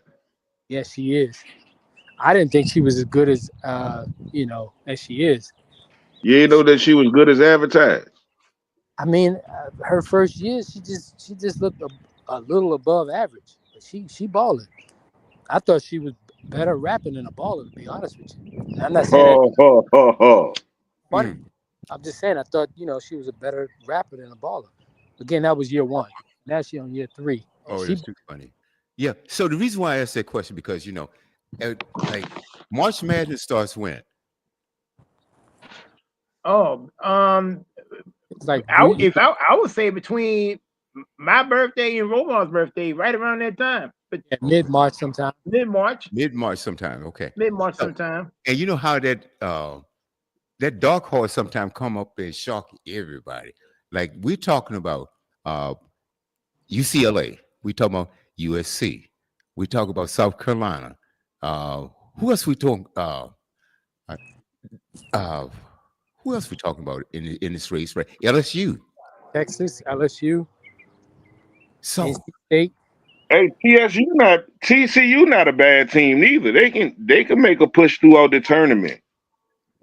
That's going to be incredible. That's going to be incredible. Now let's before we get into the WNBA and the NBA, let's talk about the men's college basketball. Who's on top? I think Auburn isn't Auburn number 1? Yeah, they got the number 1. Okay, Alabama's number 2, I think. Am I wrong? No, no. I'm gonna let Derek go ahead and tell you who number 2 is because he love him. Okay. I mean, that used to be my team when I was a kid, and because I like Coach K and I like Grant Hill and Bobby Hurley back in the day. I ain't no Duke fan no more. That was back in the day. We were kids. I mean, I love Johnny Dawkins, Bobby Hurley, Tommy Amaker. You know, that was why that I was that. You know, I mean, I love UVA too. Brian Stiff, Ralph Sampson, Don Staley. Oh no, no, no, no, no. Don't love us Say now. all. Don't say half of Don't love us now. it. Come on, some us. Oh my goodness. Oh my. This is too good. This is too Don't good. love the Commonwealth now. Oh, I like VCU too. I mean, don't get me wrong. I like the And a lot of people are sleeping on VCU too. Did VCU play last night too, didn't they? Didn't Yep. they? Yep. And did you win? They blew out Davidson. They're in the top of the conference in the 8th end. Okay. What up? So yeah, I'm gonna tell you in about 2 weeks it's gonna get it really interesting. Okay. Hey, let's bring it home for a second. I'm gonna drop all the way down here. How is VCU, not VCU, Virginia Union and Virginia State doing this year? Stayed in the CIAA championship. Oh yeah, I found out they won the semifinals yesterday. Yeah, they playing for the CIAA chip. Yeah, Oh, they are. Huh? Yeah. Yeah. Wow. Hey, that is too cool. That is too cool, man. That is too cool. Yep. Anything about the men before we move on to the WNBA? This will be the last season this will be the one and only year that you see Cooper Flag in a Duke uniform. Now, woman, holy, is he a senior? He's not a senior. He's a freshman. Wow. Whoa. Like he's been averaging what 19. Now I don't know if he's double average or not. No, he ain't averaging no double, but he's averaging about 19 points a game. But he is a special kind of player. What is his, as far as you can remember, what is his highest point game? Have he hit over 30? No, he ain't had no 30-point game. Okay. All right. I've got while we're on basketball going, because I got a special announcement making a little bit here. But anyway, let's move on to the WNBA. Okay, and go around the let's start with Galloway. Galloway, you still with us? I know your mic is muted. Yeah, I'm still. Okay. WNBA. I'm good. All right. Your top 3 teams in the WNBA. No, let's make it top 4. Oh, girl, you still in the dark. That ain't help. Okay. All right, that's better. Let's start at the bottom. Oh, okay. Romar. I don't even know. I mean, I like Vegas, New York, Chicago. For some reason, I like Minnesota too. Okay. Interesting. Okay. K-Love, what you got? Oh man. Let's see. I'm trying to think. Wow. I would say maybe the Aces. Chicago. I would like to see some improvement from Indiana. See if that goes anywhere. Now that Caitlin Clark's in for a whole season. Oh boy. Maybe let me see. Ooh, that's a tough one. I'm trying to think. I'll probably say Minnesota will be my top 4. Okay. All right. Galloway. All right. While Galloway is finding his way back. Yeah, I'm still. Okay. Yeah, All what right. happened? Sorry. All right. Oh, we lost Romar. I don't know how. But Kevin, repeat the question. Well, no, well, we were talking about who your top 4 WNBA teams. Yes. Okay, Galloway. Oh, WNBA. Aces, Liberty, and I want to say the Sun. I'm not. Aside from those top 2, I mean, it could be a few others, but maybe the Sun and I don't know if I can give you a fourth. Okay. I, And that's quite all right. Now, if you guys were to pick out your MVP in the WNBA this year, based on what you've seen, who would that be? Okay, here's Romar. Okay. Okay, Romar, you back just in time. Okay. If you were to pick out your MVP for the WNBA this year, who would it be? Asia Wilson. Yeah, I agree with that. I agree with that. Most K-Love? people go with Stewie, but I agree with that. I would love to see Angel Reese get something back out of it. Have a redemption season. And hopefully, what's her partner in crime that she's got? Oh man, from Brazil. What's her name? Who played on the championship team in South Carolina? The tall one. Oh gosh, what was her name? It's on the tip of my tongue, can't remember. But anyway, they played for Chicago. But I would love to see Angel Reese, hopefully get something out of that deal. Okay. Okay. Yeah. Okay. Now, we talk about what's that guy out of Duke's name that Romar was talking about? A Cooper Flag? Cooper Flag. Okay. All right. Let's talk about these cats coming out of college right now. And, they used to do something years ago on TV. They try to compare players then and players now. And it's just like with football, if you go back in the era of Jim Brown versus what we have in the 2020, in the 20s, okay, and up to today. The game has changed. I mean, it's a vast difference in the way games are played right now. And that's across the board. Except for, I think, even baseball changed. All right. Baseball, going back in the day, they didn't use their relief pitcher as much as they are doing now. Now it's part of the of your makeup. Okay. The pitchers back in the day, okay, they pitched the whole game. Now these guys pitching whatever, up to 3, 4, 5, 6 innings, 7 innings. Then you bring in the relief pitcher to close or the closeout, okay, or the closer. And so the games have changed so much. Soccer is probably still the same. Hockey is still the same. Brutal. I mean, breaking out fights. I don't know why these guys don't get ejected. They can just go to the bench, cool off a little bit, guys. You can come right back.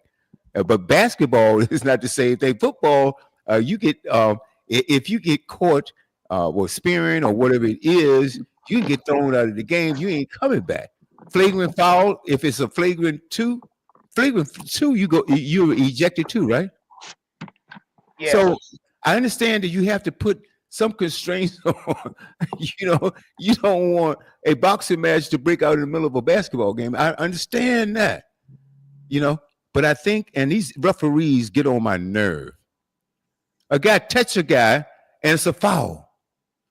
I see so many not charging, but fouls. The guy jumps up, okay, and come down on the man that's guarding him, and it's a foul on the defensive player. You can run into you in basket, and you're outside that little perimeter, and if your foot is inside, and even the guy charge into you, it's on the defensive player. I don't agree with that. I think the game has softened a lot. Even going back when you had Charles Barkley and Shaq, Mutombo. I mean, we can go on and on. The game wasn't that soft then, and especially if you already go back to the era when you had those 30 boys out of Detroit. It was crazy. All right, it's crazy. So the game has changed so much.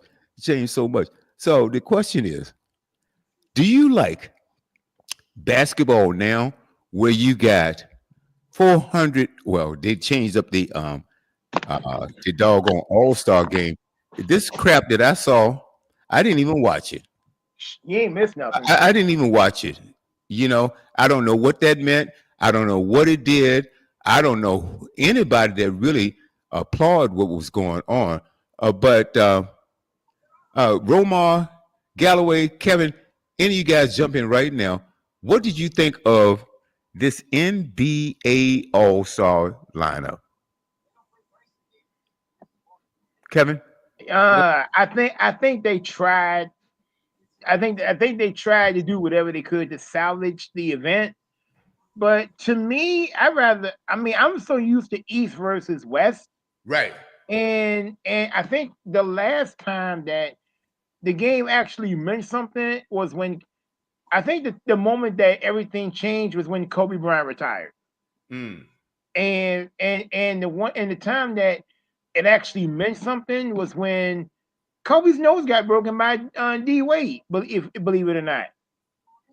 Oh, I don't remember that. Yeah, well, I mean, it was an accident, but Right. when D Wade fouled Kobe, and I guess it ended up breaking his nose or whatever, and D Wade was so concerned.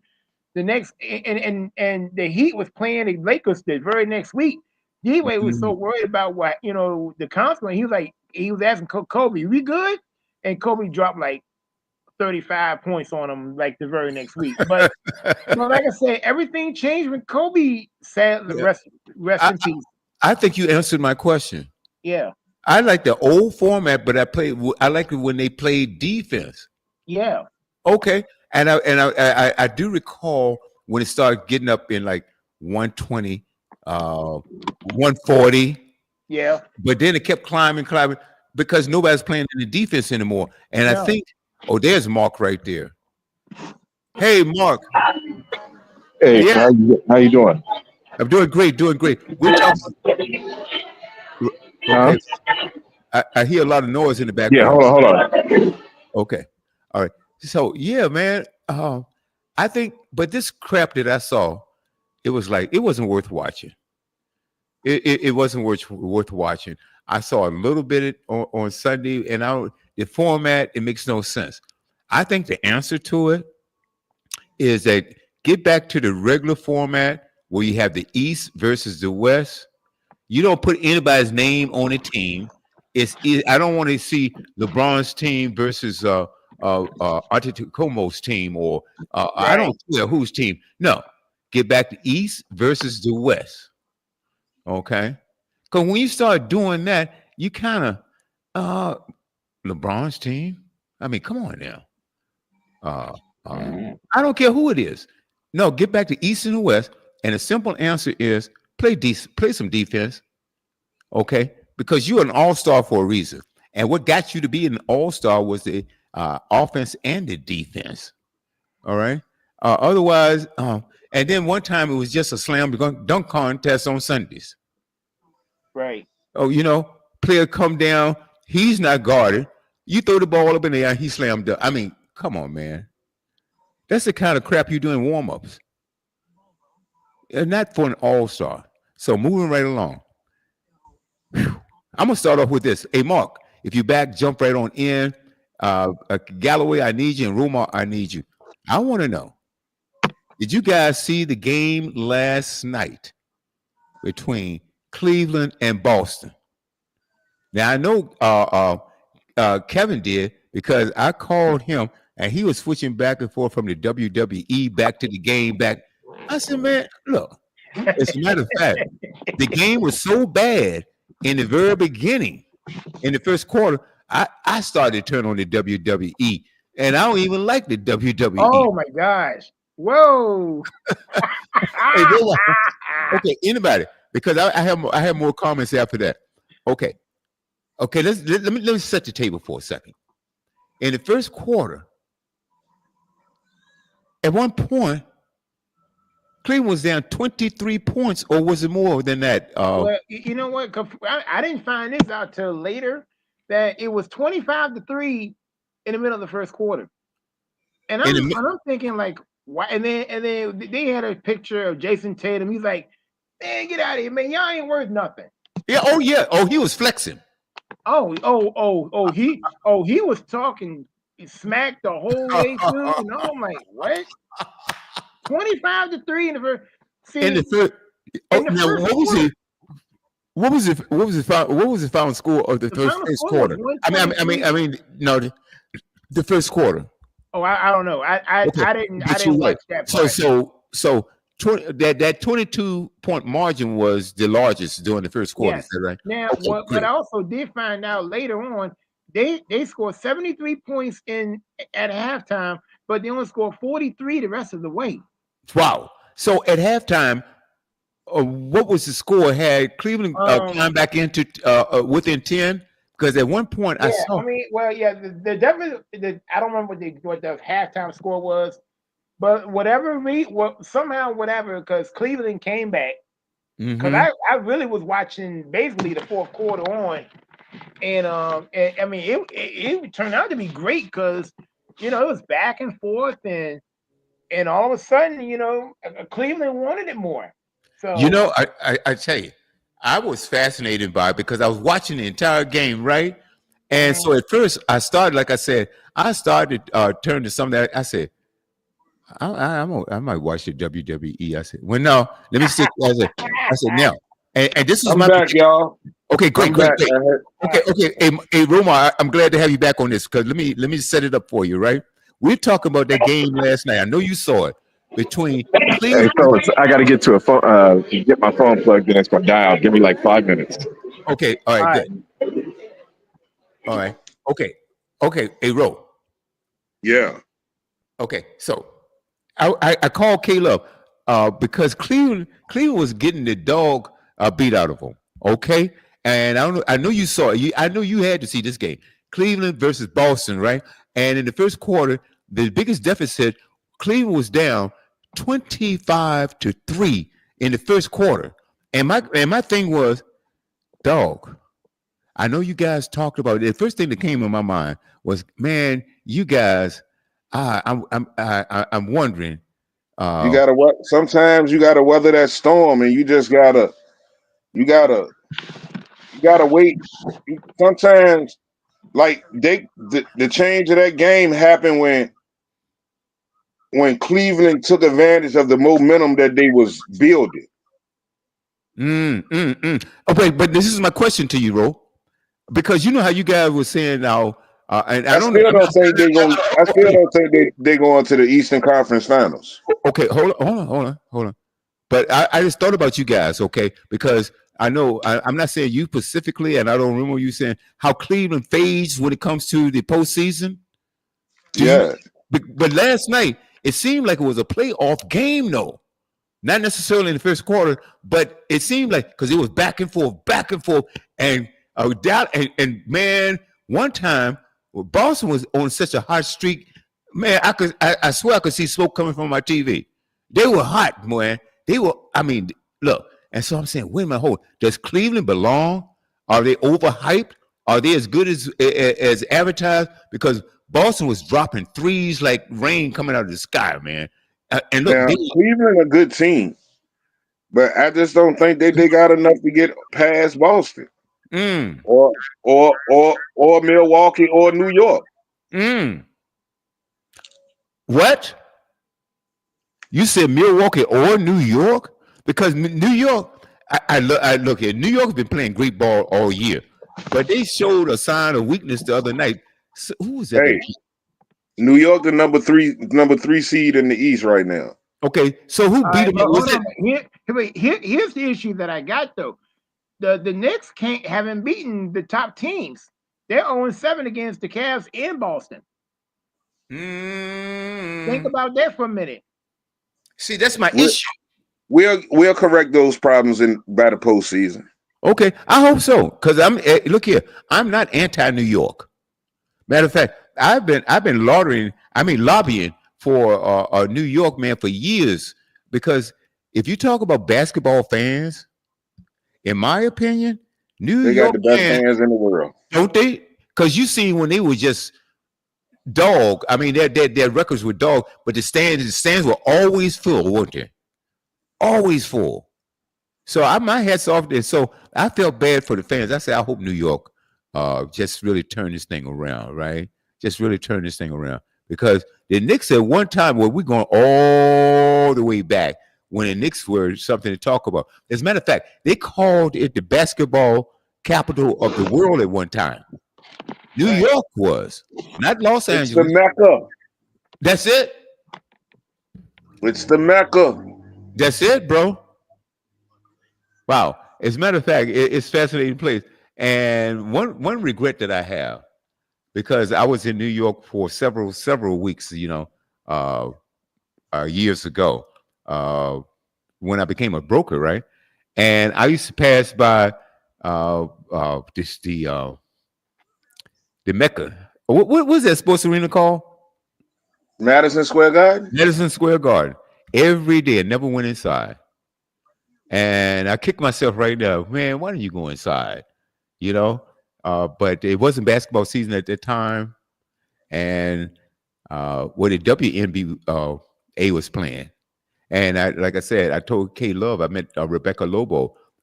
She was staying in the same hotel I was back then as well. Man, but I never went inside, and so I could kick myself for that. But I can't do it. You can't rewind the clock. But the thing about it is, New York, I like them. I love them. But let's talk about the top five in the East. And then we're going to talk about the play-in teams and what chances they have.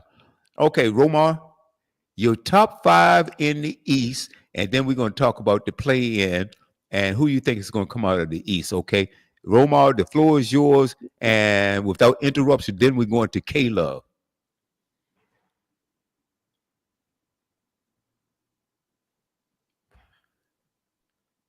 Okay, Romar, I hate the dead air. Doom, doom, doom, doom, doom, doom. Hey, Kevin, okay. Yeah. All right. Okay, so we said top five in the East, right? We're going to start with Cleveland. All right. All right. Now, like I said, that was a gutsy win last night against Boston. And I think the Cavaliers needed it more because, the series is tied at 2, for the season. Which makes it very intriguing to see if these teams meet in the conference finals. And I think a question was put, who would win in a 7-game series between those two? Between who now? Cleveland and Boston. Ooh. So again, like we watched the game last night and whatnot. So it was funny because the road team has won these games, if you notice. Because Boston has won in Cleveland and the opposite direction. We saw this last night. So the road teams home teams haven't even dominated this whole series this year. So it's going to be very intriguing to see if everything stays in the way it is in the playoffs, and if those teams win those games and whatnot. Who knows what could happen? Right. Now Boston, I'm gonna say this now. They got to get it together, and I'm gonna tell you why. Because yes, they're the defending champions. However, anytime and they're currently on a 2-game losing streak, and the reason why I say that because not only they lost to Cleveland last night, they also got blown out by 20 against Detroit on Wednesday. That shocked me. Yeah, I didn't see it. I don't even think it was televised. I'm not sure. No, it wasn't televised because they had something else on. But Okay. the one thing that, I'm gonna tell you what shocked everybody so far. The Pistons have already won 33 games this season. I'm back, y'all. Okay. All right. Yeah. So the Pistons have won 33 this year. The previous 2 years combined, they only won 31. Isn't that something? Yeah. And I want to talk about the Pistons a little bit, because to me, that is the shocker. And could that beat it? Oh my, we started talking about dark horses before. I'm gonna let would be my dark horse team in the play to get in the playoff, the play-in. Okay, well, good. I'm gonna let Kevin finish. I don't want to go directly. No, because you know what? It's funny because right now they're sitting number 6. So they're actually in the playoffs now. Well, then again, they lost to Denver last night. But either way, if the playoffs started now, they'll be in the 6th seed. So they'll be playing number 3. Oh, yeah. Would the play-in started what 7 through 10? 7 through 10. 7 through 10. Yep. Wow. I want to know more about the Pistons because I never would look. I would have lost. If somebody said, "Will the Pistons be in the playoffs this year?" If it stands right now, yes, they will be. But I would have lost some money because I'd have better guessed, man. I don't know what that turn is. I don't know what that.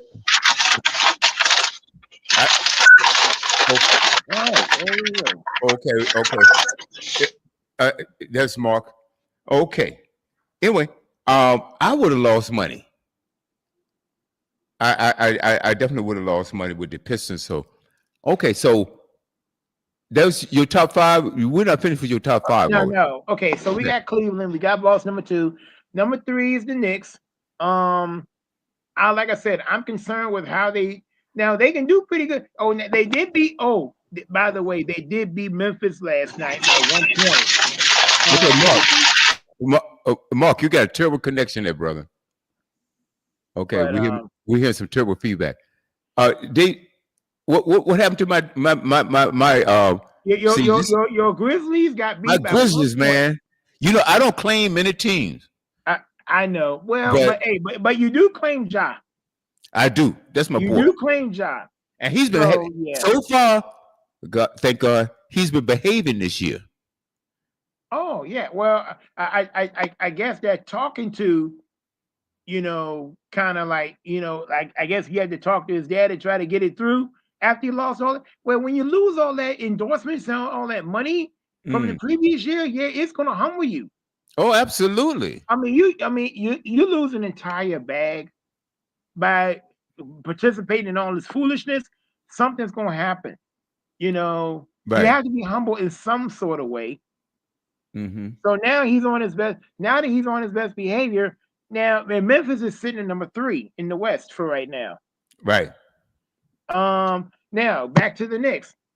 My concerns are they haven't been able to beat the top 2 teams. They're 0-7 against the Cavs in Boston. Okay. Now, how are they going to play?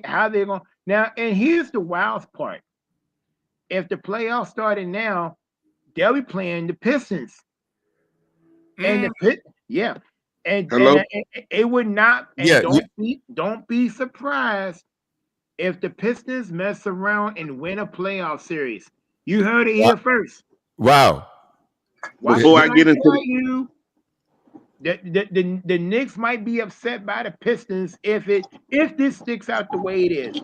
Wow. Blasphemy, the blasphemy that come out your mouth. There's no way that the Pistons will beat the Knicks in a 7-game series. Hey, you know what?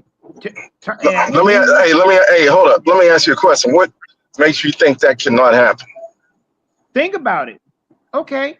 You want to know something? Think about this. I think it can happen. Yep. Don't be surprised. It sound like you got a food bet on the line, kid. No, but I'm going down and looking. And what I'm looking at is this. The Knicks really don't have a legitimate big man because Towns really ain't a center. Detroit does. Detroit got guard play. They got forward play. They got bench play. Jaden Ivey, I don't know if he's coming back this year, if he's gone for the year, I don't know.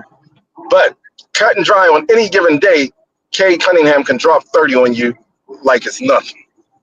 And the Knicks have been so inconsistent. And sometimes it looks like they're interested in playing.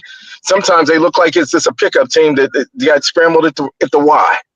So I honestly think there's a legitimate chance that if they mess around and get these, nobody wants to play Detroit in a series. Exactly.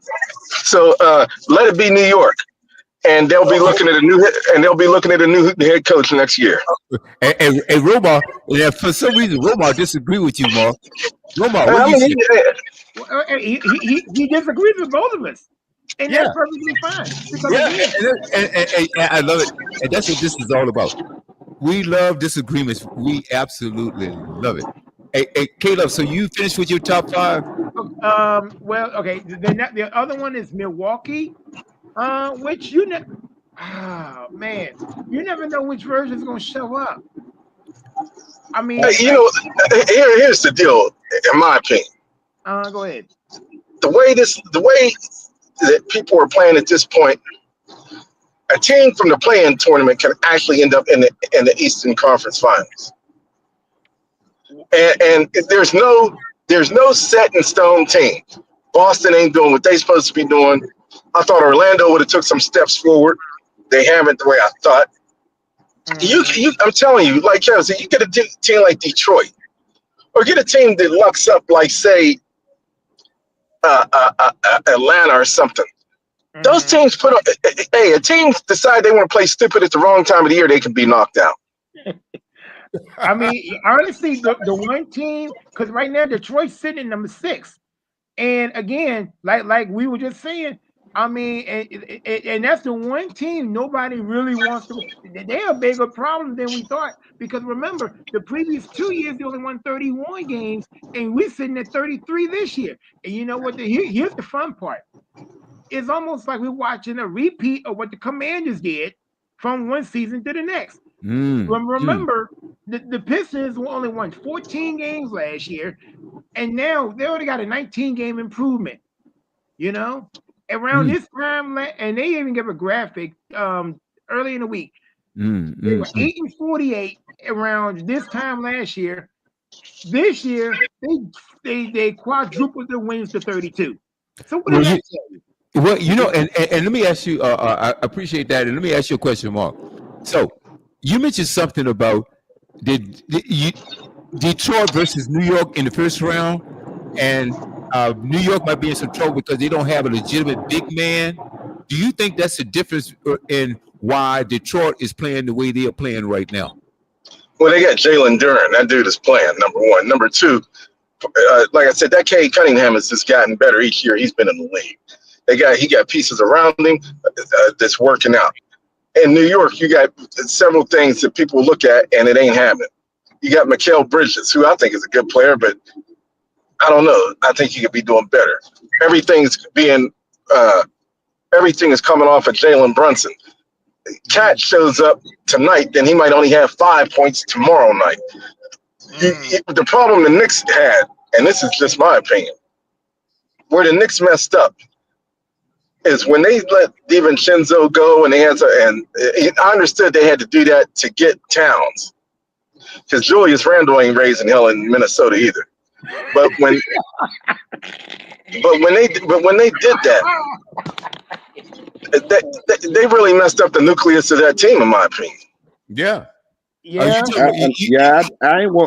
I was mad that they did do that. Yeah, because like you said, Julius Randle, he's working part-time.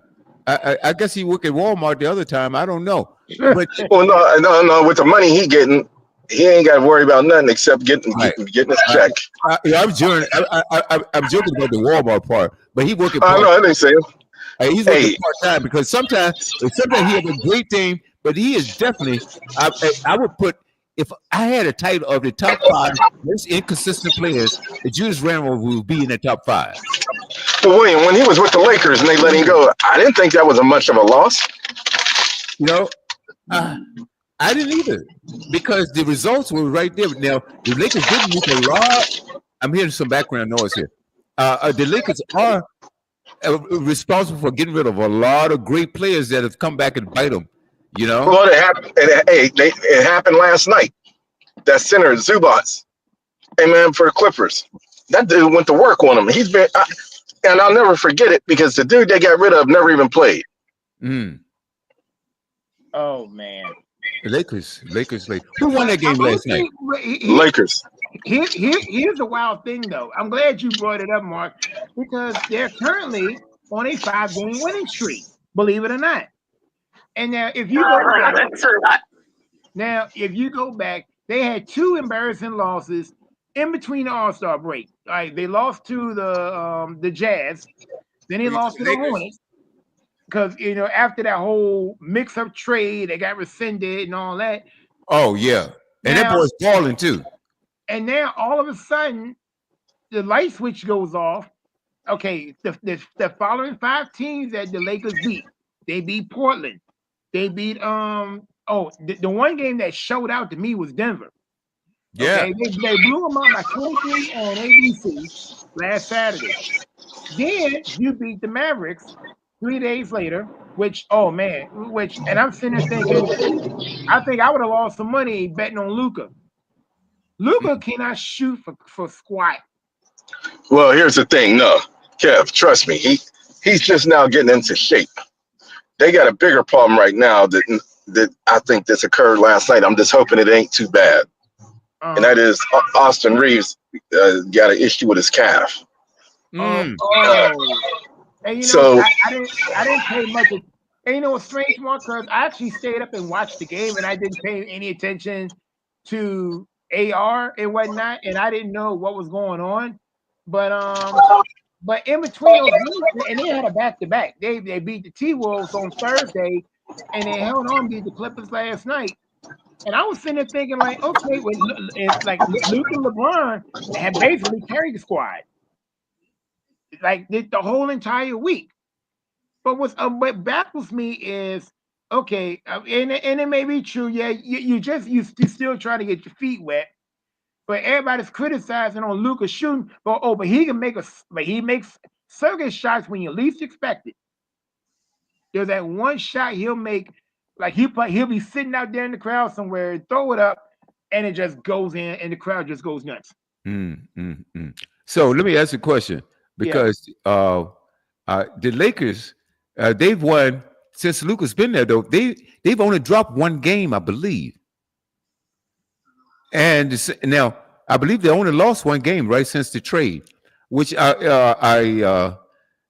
oh man, I kind of feel sorry for AD because he's the one that looks like it makes it look like that the Lakers made a better deal, because 1 game in with him playing with the Mavericks, he gets injured and a domino type sprain or whatever it was. Now players get injured. We understand that.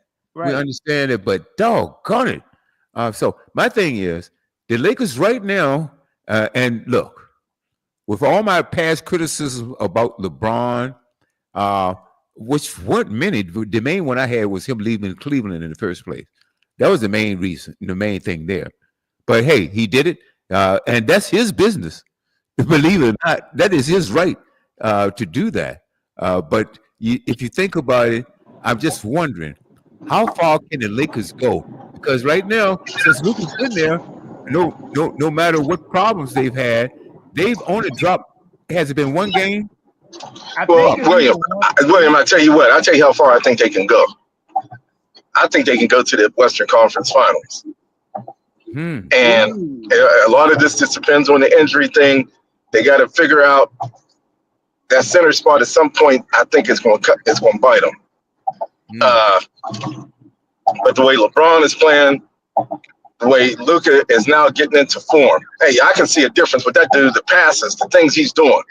I mean, everybody used to him scoring 30, but you got to remember, you got another dude right across from you can score 30, and you got another dude on the other side of you can score 32. So I mean, he doesn't have to do all that. He needs to facilitate at the floor. The only thing I've always had a problem with Luka is that crying and stuff to the referees. Yeah. Outside of that, I guess that's just going to be him, because if he ain't caught it by now, he ain't going to never finish it. I mean, it ain't going to never change. Yep. I agree. I think they could go much farther because this is the thing. I believe AD, when he first came to the Lakers, I said, it's over, because I admire. He came out of Louisiana, right? Out of New Orleans. New Orleans. He came out of New Orleans, and I admired his play. I'm just saying, hey, this guy is far above, heads above the talent of his team, right? And when he came to the Lakers, I said, "Uh-oh, this is over, man. We're looking at 1, 2." I was counting the rings, and it hasn't turned out to be that way. I think they won one championship with him, and that was the bubble, right? That was the bubble championship, I believe. Yep. So I would put an asterisk around that one. But anyway, a championship is a championship. So okay, who am I to talk about that? But to me, since then, he was somewhat of a disappointment because he was always injured. He had a nickname one time. You guys remind me of that. Oh, street clothes. Yeah. Street clothes. Okay. So, but last night, Mark, that game last night with Cleveland and Boston, boy, oh boy, oh boy. Well, I tell you what happens. People don't realize certain things. What I mean by that is Boston is somewhat of they got a veteran team, you know? Right. Cleveland had a bunch of young players. Each year they've gotten better. They got Donovan Mitchell there now, who's signed that extension. He's there. I still don't trust Darius Garland all the time because sometimes he's in, in big games, he there's times where he doesn't show up. Right. Yeah. But what I'm going to agree with you on is that it seemed like they have matured quite a bit. And I looked at that game last night when they were down by 22 in the first quarter, and I started to turn the TV off. No, I told Kevin and Roma, I started to turn on WWE. And you know, I hate that. But anyway, I saw how they started coming back, and then it became back and forth. When they got it within 10 points, I said, if they could get this by halftime or close in the third, if they can get it down to 10 points, they got a chance. Because at one time, Boston they were dropping dimes from all over the place, man. The 3-pointers were dropping. I mean, anything they did was dropping, right? My boy, Jaylen Brown, I think that he's underrated. I think he is underrated. Okay, because I think that because of the championships that Boston has, Jaylen Brown was right there in the mix, and without him, I don't think they would have gotten. Then you got White.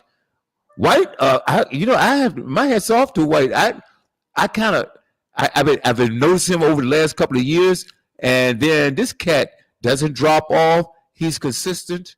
But somebody tell me, is Porzingis? I think K-Love, you and I talked about. Is he injured? I think that's what you told me, but like I said, I haven't kept up with the injury report. Okay. All right. And then you got everybody's favorite there. Okay, you know who I'm talking about. Who's the man on the Celtics, folks? The star of the Celtics. Oh, Tatum. Yeah. Okay. So you got a pretty solid team. Oh, my boy is injured though. Point guard.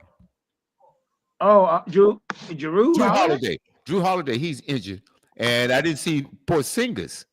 I didn't see him in the game too. I thought I had read something about him being injured. Correct me if I'm wrong about that. But they have a pretty solid team. There's no question.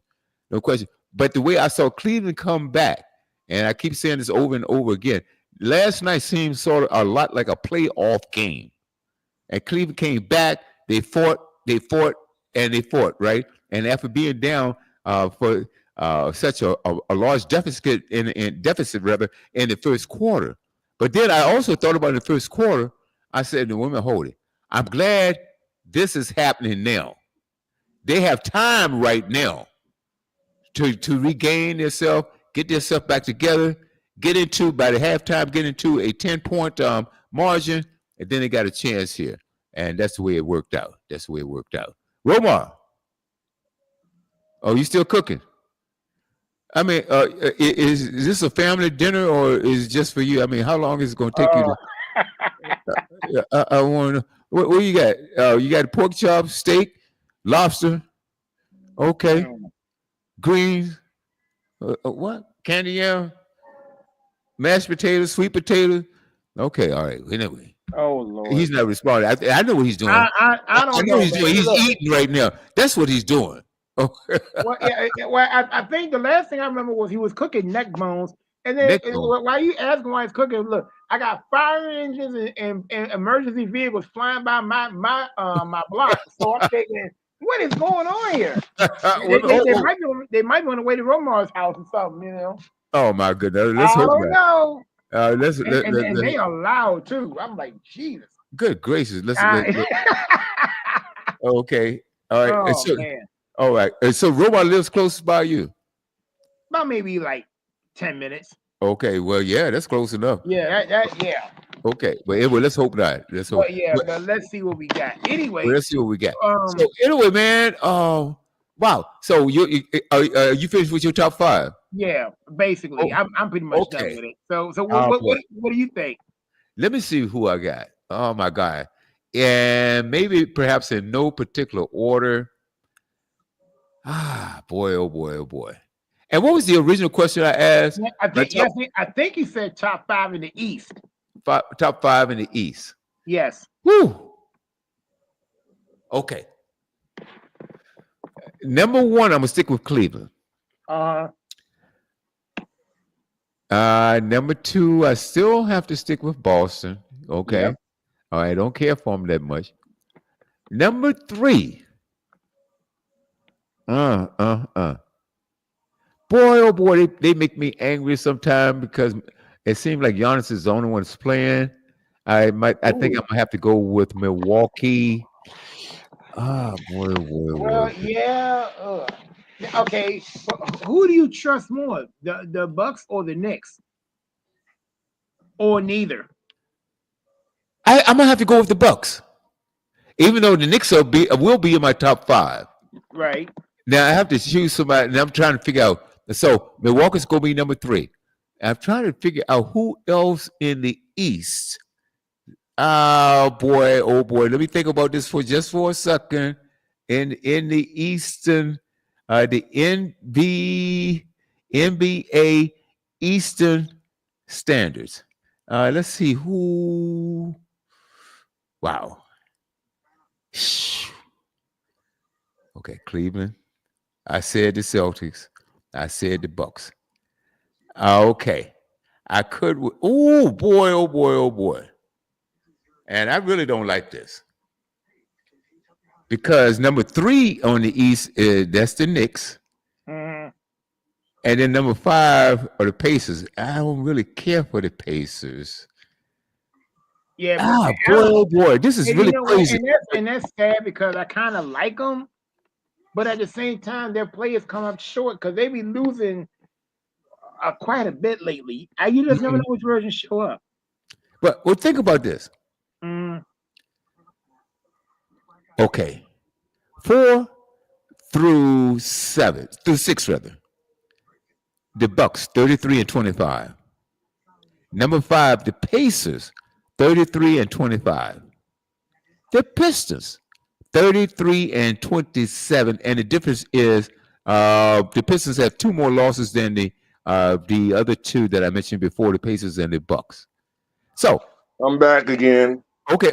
Yeah, Romar, we're good. You right there on time because I'm picking my 5 in the East, my 5 players in the East, and then I'm gonna go to my 5 teams in the West. Okay, and I want you to pick yours too. I've got the Cavaliers, Celtics. I've got the Bucks, even though the Bucks are number 4 and the Knicks are number 3. Then I got a choice between the Pistons and the Pacers. Boy. This is a tough one. So I'm gonna put the Bucks at number 3, the Knicks at number 4.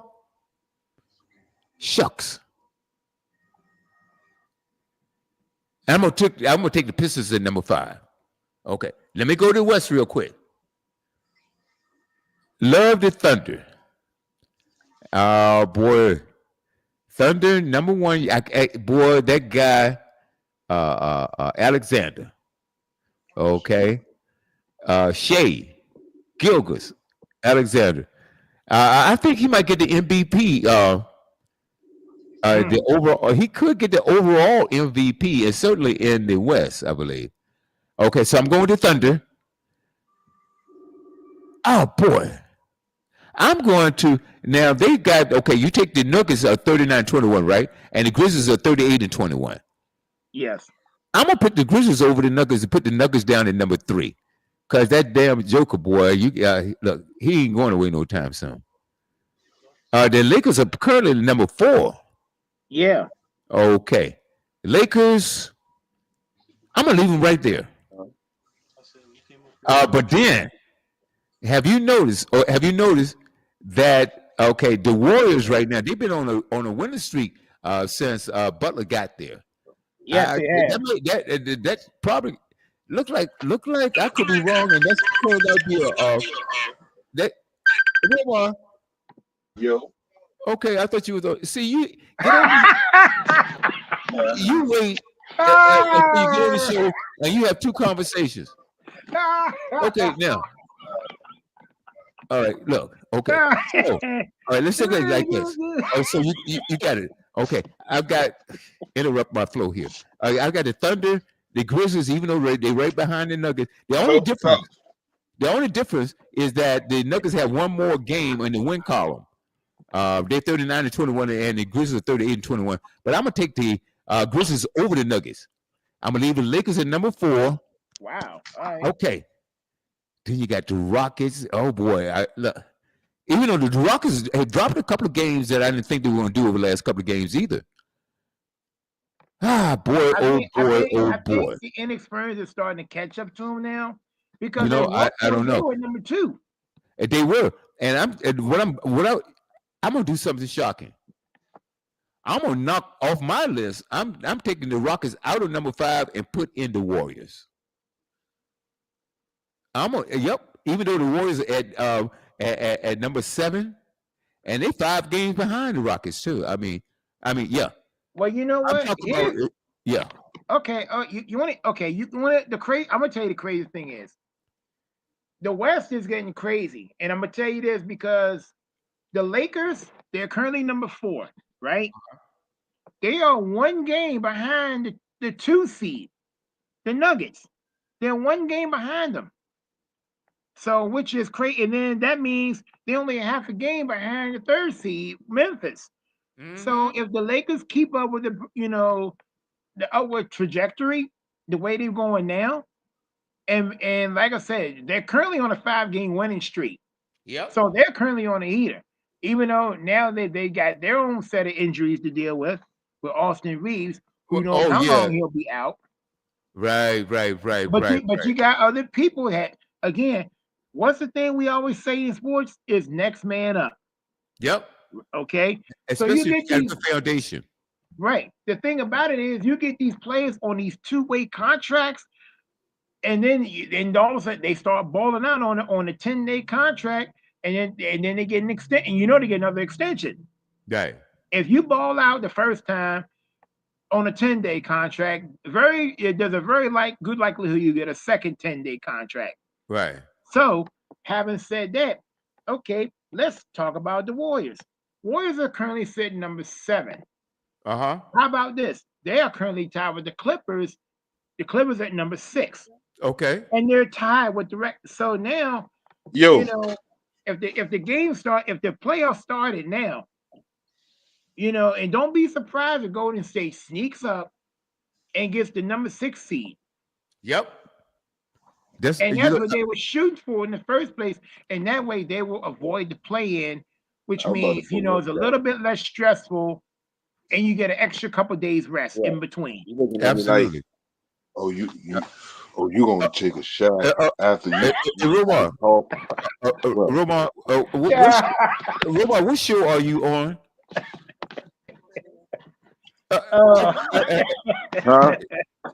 What show are you on?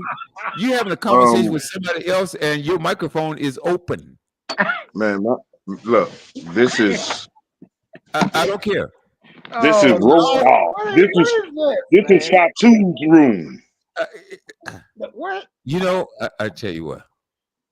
This is Fatu's room. I think. Okay.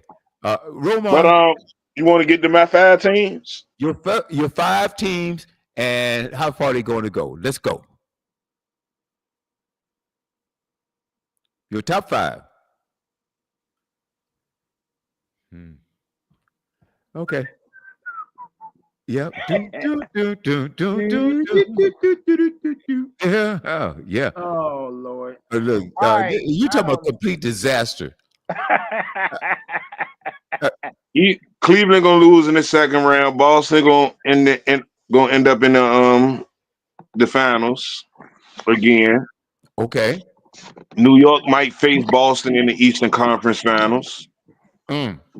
Milwaukee, they gonna lose in the second round. Orlando gonna be a first round knockout. Okay. My Okay. sleeper team in the East would be the Pistons, and regardless of what Kevin and Mark say, if they face the Knicks, and Okay. they're gonna get sent back to Detroit. All right. All right. Wait until And next year. Top 5 teams in the West: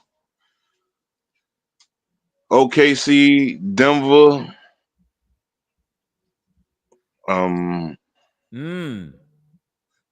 Memphis, Houston. wow. I dropped them. You know, I dropped them for the Warriors. Houston, and I'm gonna say the Lakers. Okay. So let me ask you a question. With Butler there, and let's see, what they've won 4 out of 5 or so far with Butler, and they climbing back up. Butler been part of the team. What do you think? How far will the Warriors go? They'll make a push. They'll lose in the second round in 7. Whoa. You don't think they will at least go to the Western Conference Finals? No. No, because you still got Denver, and right now Denver gelling. Wait a minute, hold it. Denver lost the other night to who? Okay, but that ain't the lose playoffs. You don't want to face them for 10 games in the playoffs. I can tell you that. Well, who did they lose to the other night? Was that the Lakers? Was it? They might have lost to the Lakers, but the Lakers can't beat them in a 7-game series. LeBron and Luka ain't gonna be able to do it. That's gonna be interesting. So that leads me to something else. Speaking of Denver, hold on, but I got OKC. Okay. Almost getting to the Western Conference Finals. They'll lose in the second round. Ooh. So, all right, Mr. Romar, who is going to be in your Western Conference Finals then?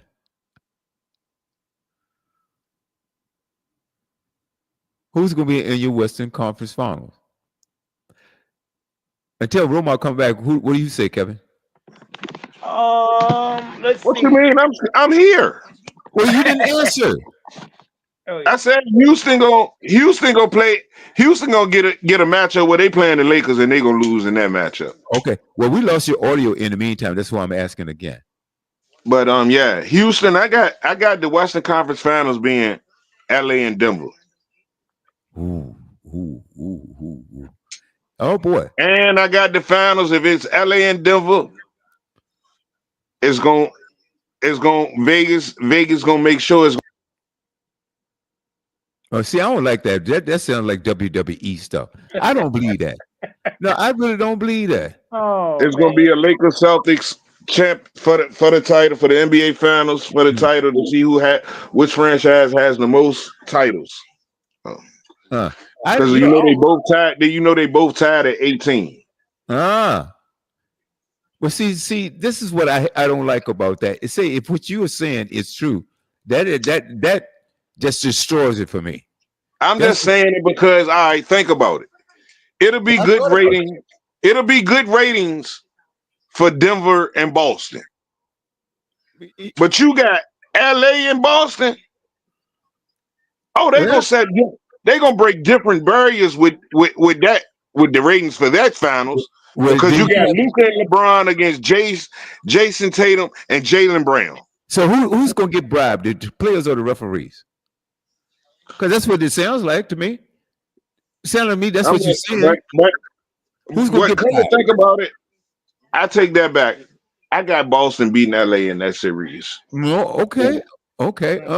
Interesting. Because Jaylen Brown more of a dog than Luka. He is. You got now. How many years have you guys heard me compliment Jaylen Brown? Because I'm gonna tell you, I still believe this. Boston wouldn't have the championships recent championships they have without Jaylen Brown. I'm telling you, he's a beast. What is he, about 6'7"? Is he 6'7"? Who? Jaylen Brown? Right. He's about 6'6", 6'7", I think.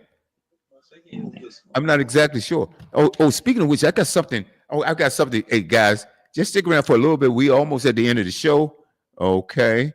Something is coming up on Tuesday night. I want you guys to check this out.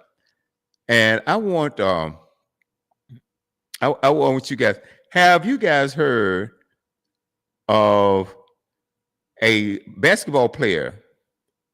Now he's coming out. You guys may be too young to know about this. Out of North Carolina, A&T, by the name of James Sparrow. Does that name mean what about it? Okay, basketball player. I'm gonna tell you Tuesday. I want you guys to check this out though. Tuesday, I want you to check out the Groove Swing Speaks. Come on Tuesday. James Sparrow set scoring records at McKee High School. Is that in North Carolina? Where he was the school's first 1,000-point scorer at Laurinburg, North Carolina Institute, where he broke basketball Hall of Famer Charlie Scott. You guys ever heard of Charlie Scott?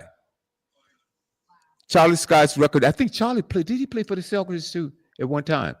I know he was a wild. He was a point guard. Records. Let's see. Hall of Famer Charlie Scott's records at North Carolina A&T, where he scored 1,986 points, career points. Oh, hold on. That's crazy that you say something, but look, listen. I just learned. Vernon, what the dude that played for the Rockets? What his name? Vernon Maxwell. Yeah. What about it? You know, right? He's the Florida Gators all-time men's basketball scorer. They wiped off all his accolades because he failed the drug test when he went into the draft. Whoa. No. See, one thing shouldn't have anything to do with that. Hey, Mark, I'm glad you're back because Tuesday we've got James Sparrow on, and he broke all 3-time Mid-Eastern Athletic Conference player at the 1976 MEAC Player of the Year. Sparrow led the Aggies to 4 regular season and conference tournament champions titles, and here's okay. All right, Mark, we're going to do this. Okay, yeah, James Sparrow will be on. Okay, you got 2 going on at the same time. Okay, Mark, he'll be on Tuesday. Have you heard of him? He's a Groove, James Sparrow out of North Carolina A&T. I haven't. Now, like you were mentioning Charlie Scott. Charlie Scott was the first black player to ever play the University of North Carolina. Wow. Then he ended up playing for the Phoenix Suns, played for the Boston Celtics. Prolific scorer. Yep. And this cat that's coming on Tuesday broke his college record. And his name is James Sparrow. That's right. Let's see. Where he went to Laurinburg, North Carolina Institute, where he broke basketball Hall of Famer Charlie Scott's record, and at North Carolina A&T, where he scored over 1,986 points. He's going to be our show. I need you, Mark, on Tuesday on the Groove Swing Speaks show. He's going to be on there, brother. He's a Groove. He's a Hall of Famer. And I was just wondering if you guys had ever heard of him before. I had. Right. Well, you're gonna hear about I haven't either. But I'm definitely gonna tune in though. Tune in, check it out. It's gonna be fascinating. And there's a documentary coming out with him. And guess what, guys? we're the first people to have an interview with him in over 40 years. Are you In over serious? 4 years? 40. 40. 0. Man, why you don't get, you gonna have to get them to come on the sports page too. I can. Yeah. I I would definitely love can. it. Yeah, Okay. I would love to interview him myself. Okay, I tell you what. Let me do something. Okay, hey guys, go around the horn for a second, and let me do something. Let me turn. Oh, okay. Go ahead. All right, fellas. Right now, who is y'all mid-season most valuable player in the NBA? I'm going with Shea Gilgeous-Alexander, OKC. Yeah, I'm in the same boat, man. Same thing. Well, I guess we all locked in on that one then. Let's see what else. Do you think we're gonna see a first round bust in the NFL draft this year? Out of the There's top 10 always, picks, will there there's be always, a top 10 pick that's a bust this year? I mean, there's always one, but I don't want to wish any bad luck on a young man that's coming out of school. But I'm just I mean, saying, Mark, because I ain't see a bust. I ain't see a bust out of the first 10 picks this year.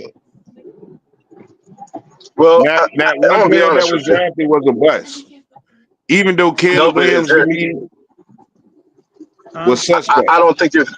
I don't think you're gonna get a dude that's gonna come out and be like Jaden Daniels or anything like that. I think the dude that if I tell you who I think I'm looking at the most, and I'm probably wrong. I'm hoping I'm wrong. The guy that right now I'm kind of worried about the most, believe it or not, is Shedeur Sanders. Yeah. Hey guys. Hey guys. I hate to interrupt. You guys, I was talking about Mr. James Sparrow and about coming out of North Carolina, A&T, him breaking the records. I mean, just championship after championship. And what did you guys say to me? You said that you would like to have him on the show. Yeah. Yeah. Hey, Mr. Sparrow, are you there? I am right here. Okay. Oh wow. My brother. Okay. How you doing, Mr. Sparrow?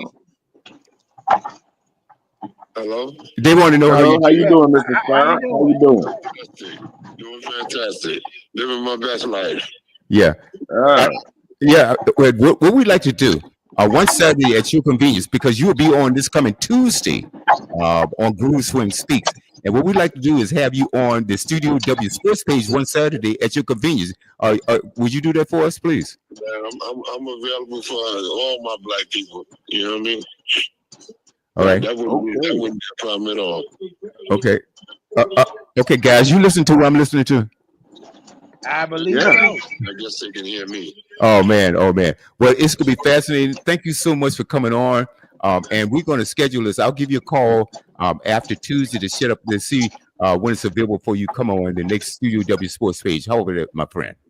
Fantastic. My pleasure. All right. Thank you, sir. All right. Thank you. You're quite welcome. You guys have a great day, man. Remember, you there's too. nobody steal your joy today. Why? Because it's yours. Yeah. Oh yeah, Mark. All right. Hey guys. Mark. Yeah. Hold on. Who you got in the fight tonight? Well, I'm going with Tank.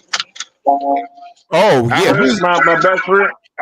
I heard my brother was talking to me this morning, and he had seen some predictions saying that Roach gonna give it to him.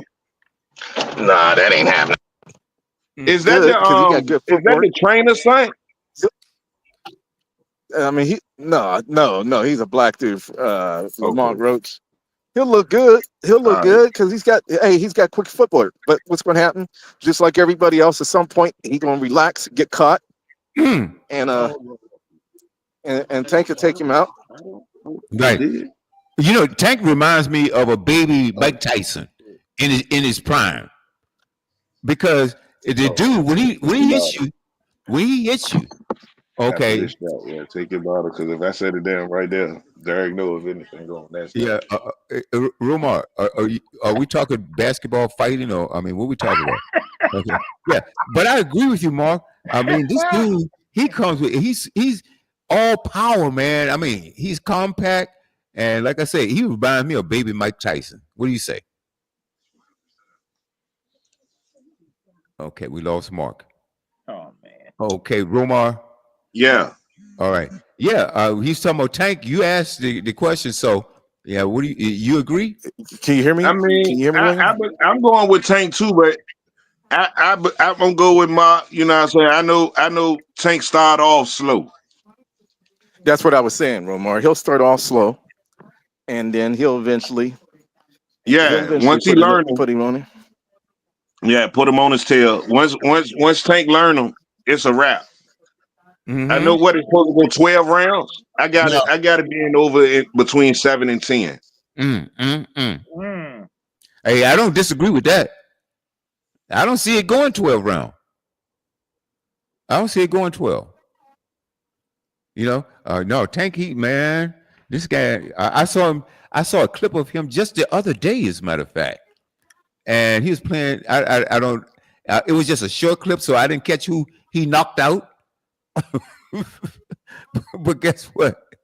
Hey, man, a couple of hits, man, it just knocked him out. He caught him off balance, and that was it. That was it. Just an incredible fighter. Now he's been fighting for how long? About 10 years, I would say, at least 10. And what is his record, Mark?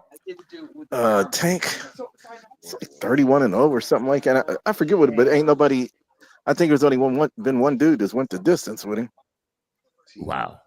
Well, I just hope that he's saving his money. As long as he's saving his money. Well, if he can stay out of paying for restitution, he will save his money. Oh, jeez. Okay. And restitution for what? Getting into it. No, we missed that. Getting into it with his women and all that. He did a little time for that. Oh, see. Oh, wow. You hate to hear that. That's incredible, guys. So, any final thoughts? Anything that we missed that you guys want to bring up? I want to say we did lose a legend to the North Side and to the John Marshall family community. He was everything the North Side, Mr. Calvin Barnes. The name sounds familiar. He passed away, and he was a John Marshall legend and great. And sad to say that he got called home earlier this week. Oh boy, it's always sad to hear. Hey, Mark, any final thoughts? No, none at all. Okay. Like I said, fight tonight. We'll see what Tank does and see how he comes out on that. I think, like I said, I think he'll end it. I don't think it's going to be a problem. Hey, what do you guys think about Dick Vitale's returning to the broadcast booth? Oh, I'm need loving it. I need it. I miss all his antics. You're right. That guy's a diaper dandy. I lose my mind, man, hearing this voice. Man. Especially when you go like, "Oh, you serious, baby?" Hey, who better in the broadcast booth than Dickie V? Nobody. And before him, Howard Cosell. Wait, we're going all the way back then. Howard Cosell was back. And I'll tell you something. That broadcaster makes a difference in how that game is come across. Looked at and watched. Yeah. You got good broadcasters. You can get people locked in. Yeah, exactly right. Hey, now I know you guys, Kevin, Romar, and maybe even Mark. Mark, you know anything about? Remember when I forgot, was ABC, CBS, or NBC tried this dumb experiment when they broadcast a game with no talking. That was NBC. That was NBC, and whoever the dude was, I don't think he had a job afterwards. I wouldn't hope he would have a job after suggesting something. That was the most, that was the most boring game I ever saw in the. So that tells you how important that announcer is, how important that guy is. But anyway, guys, hey, I want to thank you so much. The sports page has been fantastic as usual. K Love, check us out tomorrow. Let's see, no, it's Monday night. WB and K Love on Monday Night Madness. It's a thing. You want to check that out. Now, what Romar, is it? What do y'all do on Monday Night Madness, William? man, we play great music, and a lot of times we'll interview. We have interviews too, man. We have up and coming artists that we interview. It's a lot of fun. Yeah, They're gonna take you. we They're actually gonna did take you through a something. musical time machine. Well, That's yeah, it. we actually did a little something different this week. Some of the artists we give like background stories Yeah, behind it. So that's right. we try something different this week. Yeah. So whatever No, artist no, that no. we We're going to play, continue doing that. I think the artists love that because that's was the original format of Monday Night Madness. With right. with me and Professor Pop Culture, we would pick out an artist or two or whatever it is and give you the background. You know where they came from, who motivated them, their writers, producers, musicians, or whatever it is. Give you a little history behind the music, and our artists found that. So we have a cut down version or a small version of that on Monday nights now going forward, where we're gonna give you a little background. Who is that artist? You know, Right. Oh, and speaking of which, WB, sad news to report, and I'm sure it's been flooding social media all afternoon. what's that? Angie Stone passed away Who is that? tragically. R&B singer Angie Stone. Angie Stone. Yeah, she wasn't that old, was she? No, I think 63. Yeah, way too young. She died this morning of a tragic car accident. Oh boy. In Alabama. Oh boy. So so you know what? And I'm gonna tell you this though. You know how it is. How we go, and like I said, we go hard for our artists every week, especially how they travel with Bruce J and Miss Diva Soul and Miss Lady Songbird Agenda. Everybody that we talk to, and they be traveling all the time. And like I said, I know once and I'm sure they've gotten wind of this already. When they doing tours every week and they out there driving from Alabama and down south or whatever, we got to keep them in our prayers all the time. Absolutely, absolutely. Yeah, So Monday night, that's what we do on Mondays. On Tuesdays, I want you to check out, like I said, Groove Swing Speaks. We're gonna have Mr. James Sparrow on with us, and Wednesday, a brand new twist to cultural excellence. I've got a brand new co-host, Nakia Watts, and we had a great show. Thank you so much, K Love, for tuning into that. Oh man, I loved it too, man. I mean, I would tell you what, it's gonna get gooder and gooder the more. Like, I'm gonna tell you what, because her smile lit up like a Christmas tree. This past week. Yep, it's going to get gooder and gooder. Face, man. It was so, and I was glad that she actually accepted my friend request today, because I was sitting there thinking, we're gonna have some fun with this one. Absolutely. Hey guys, Kevin, Romar. Hey, thank you guys so much for tuning in to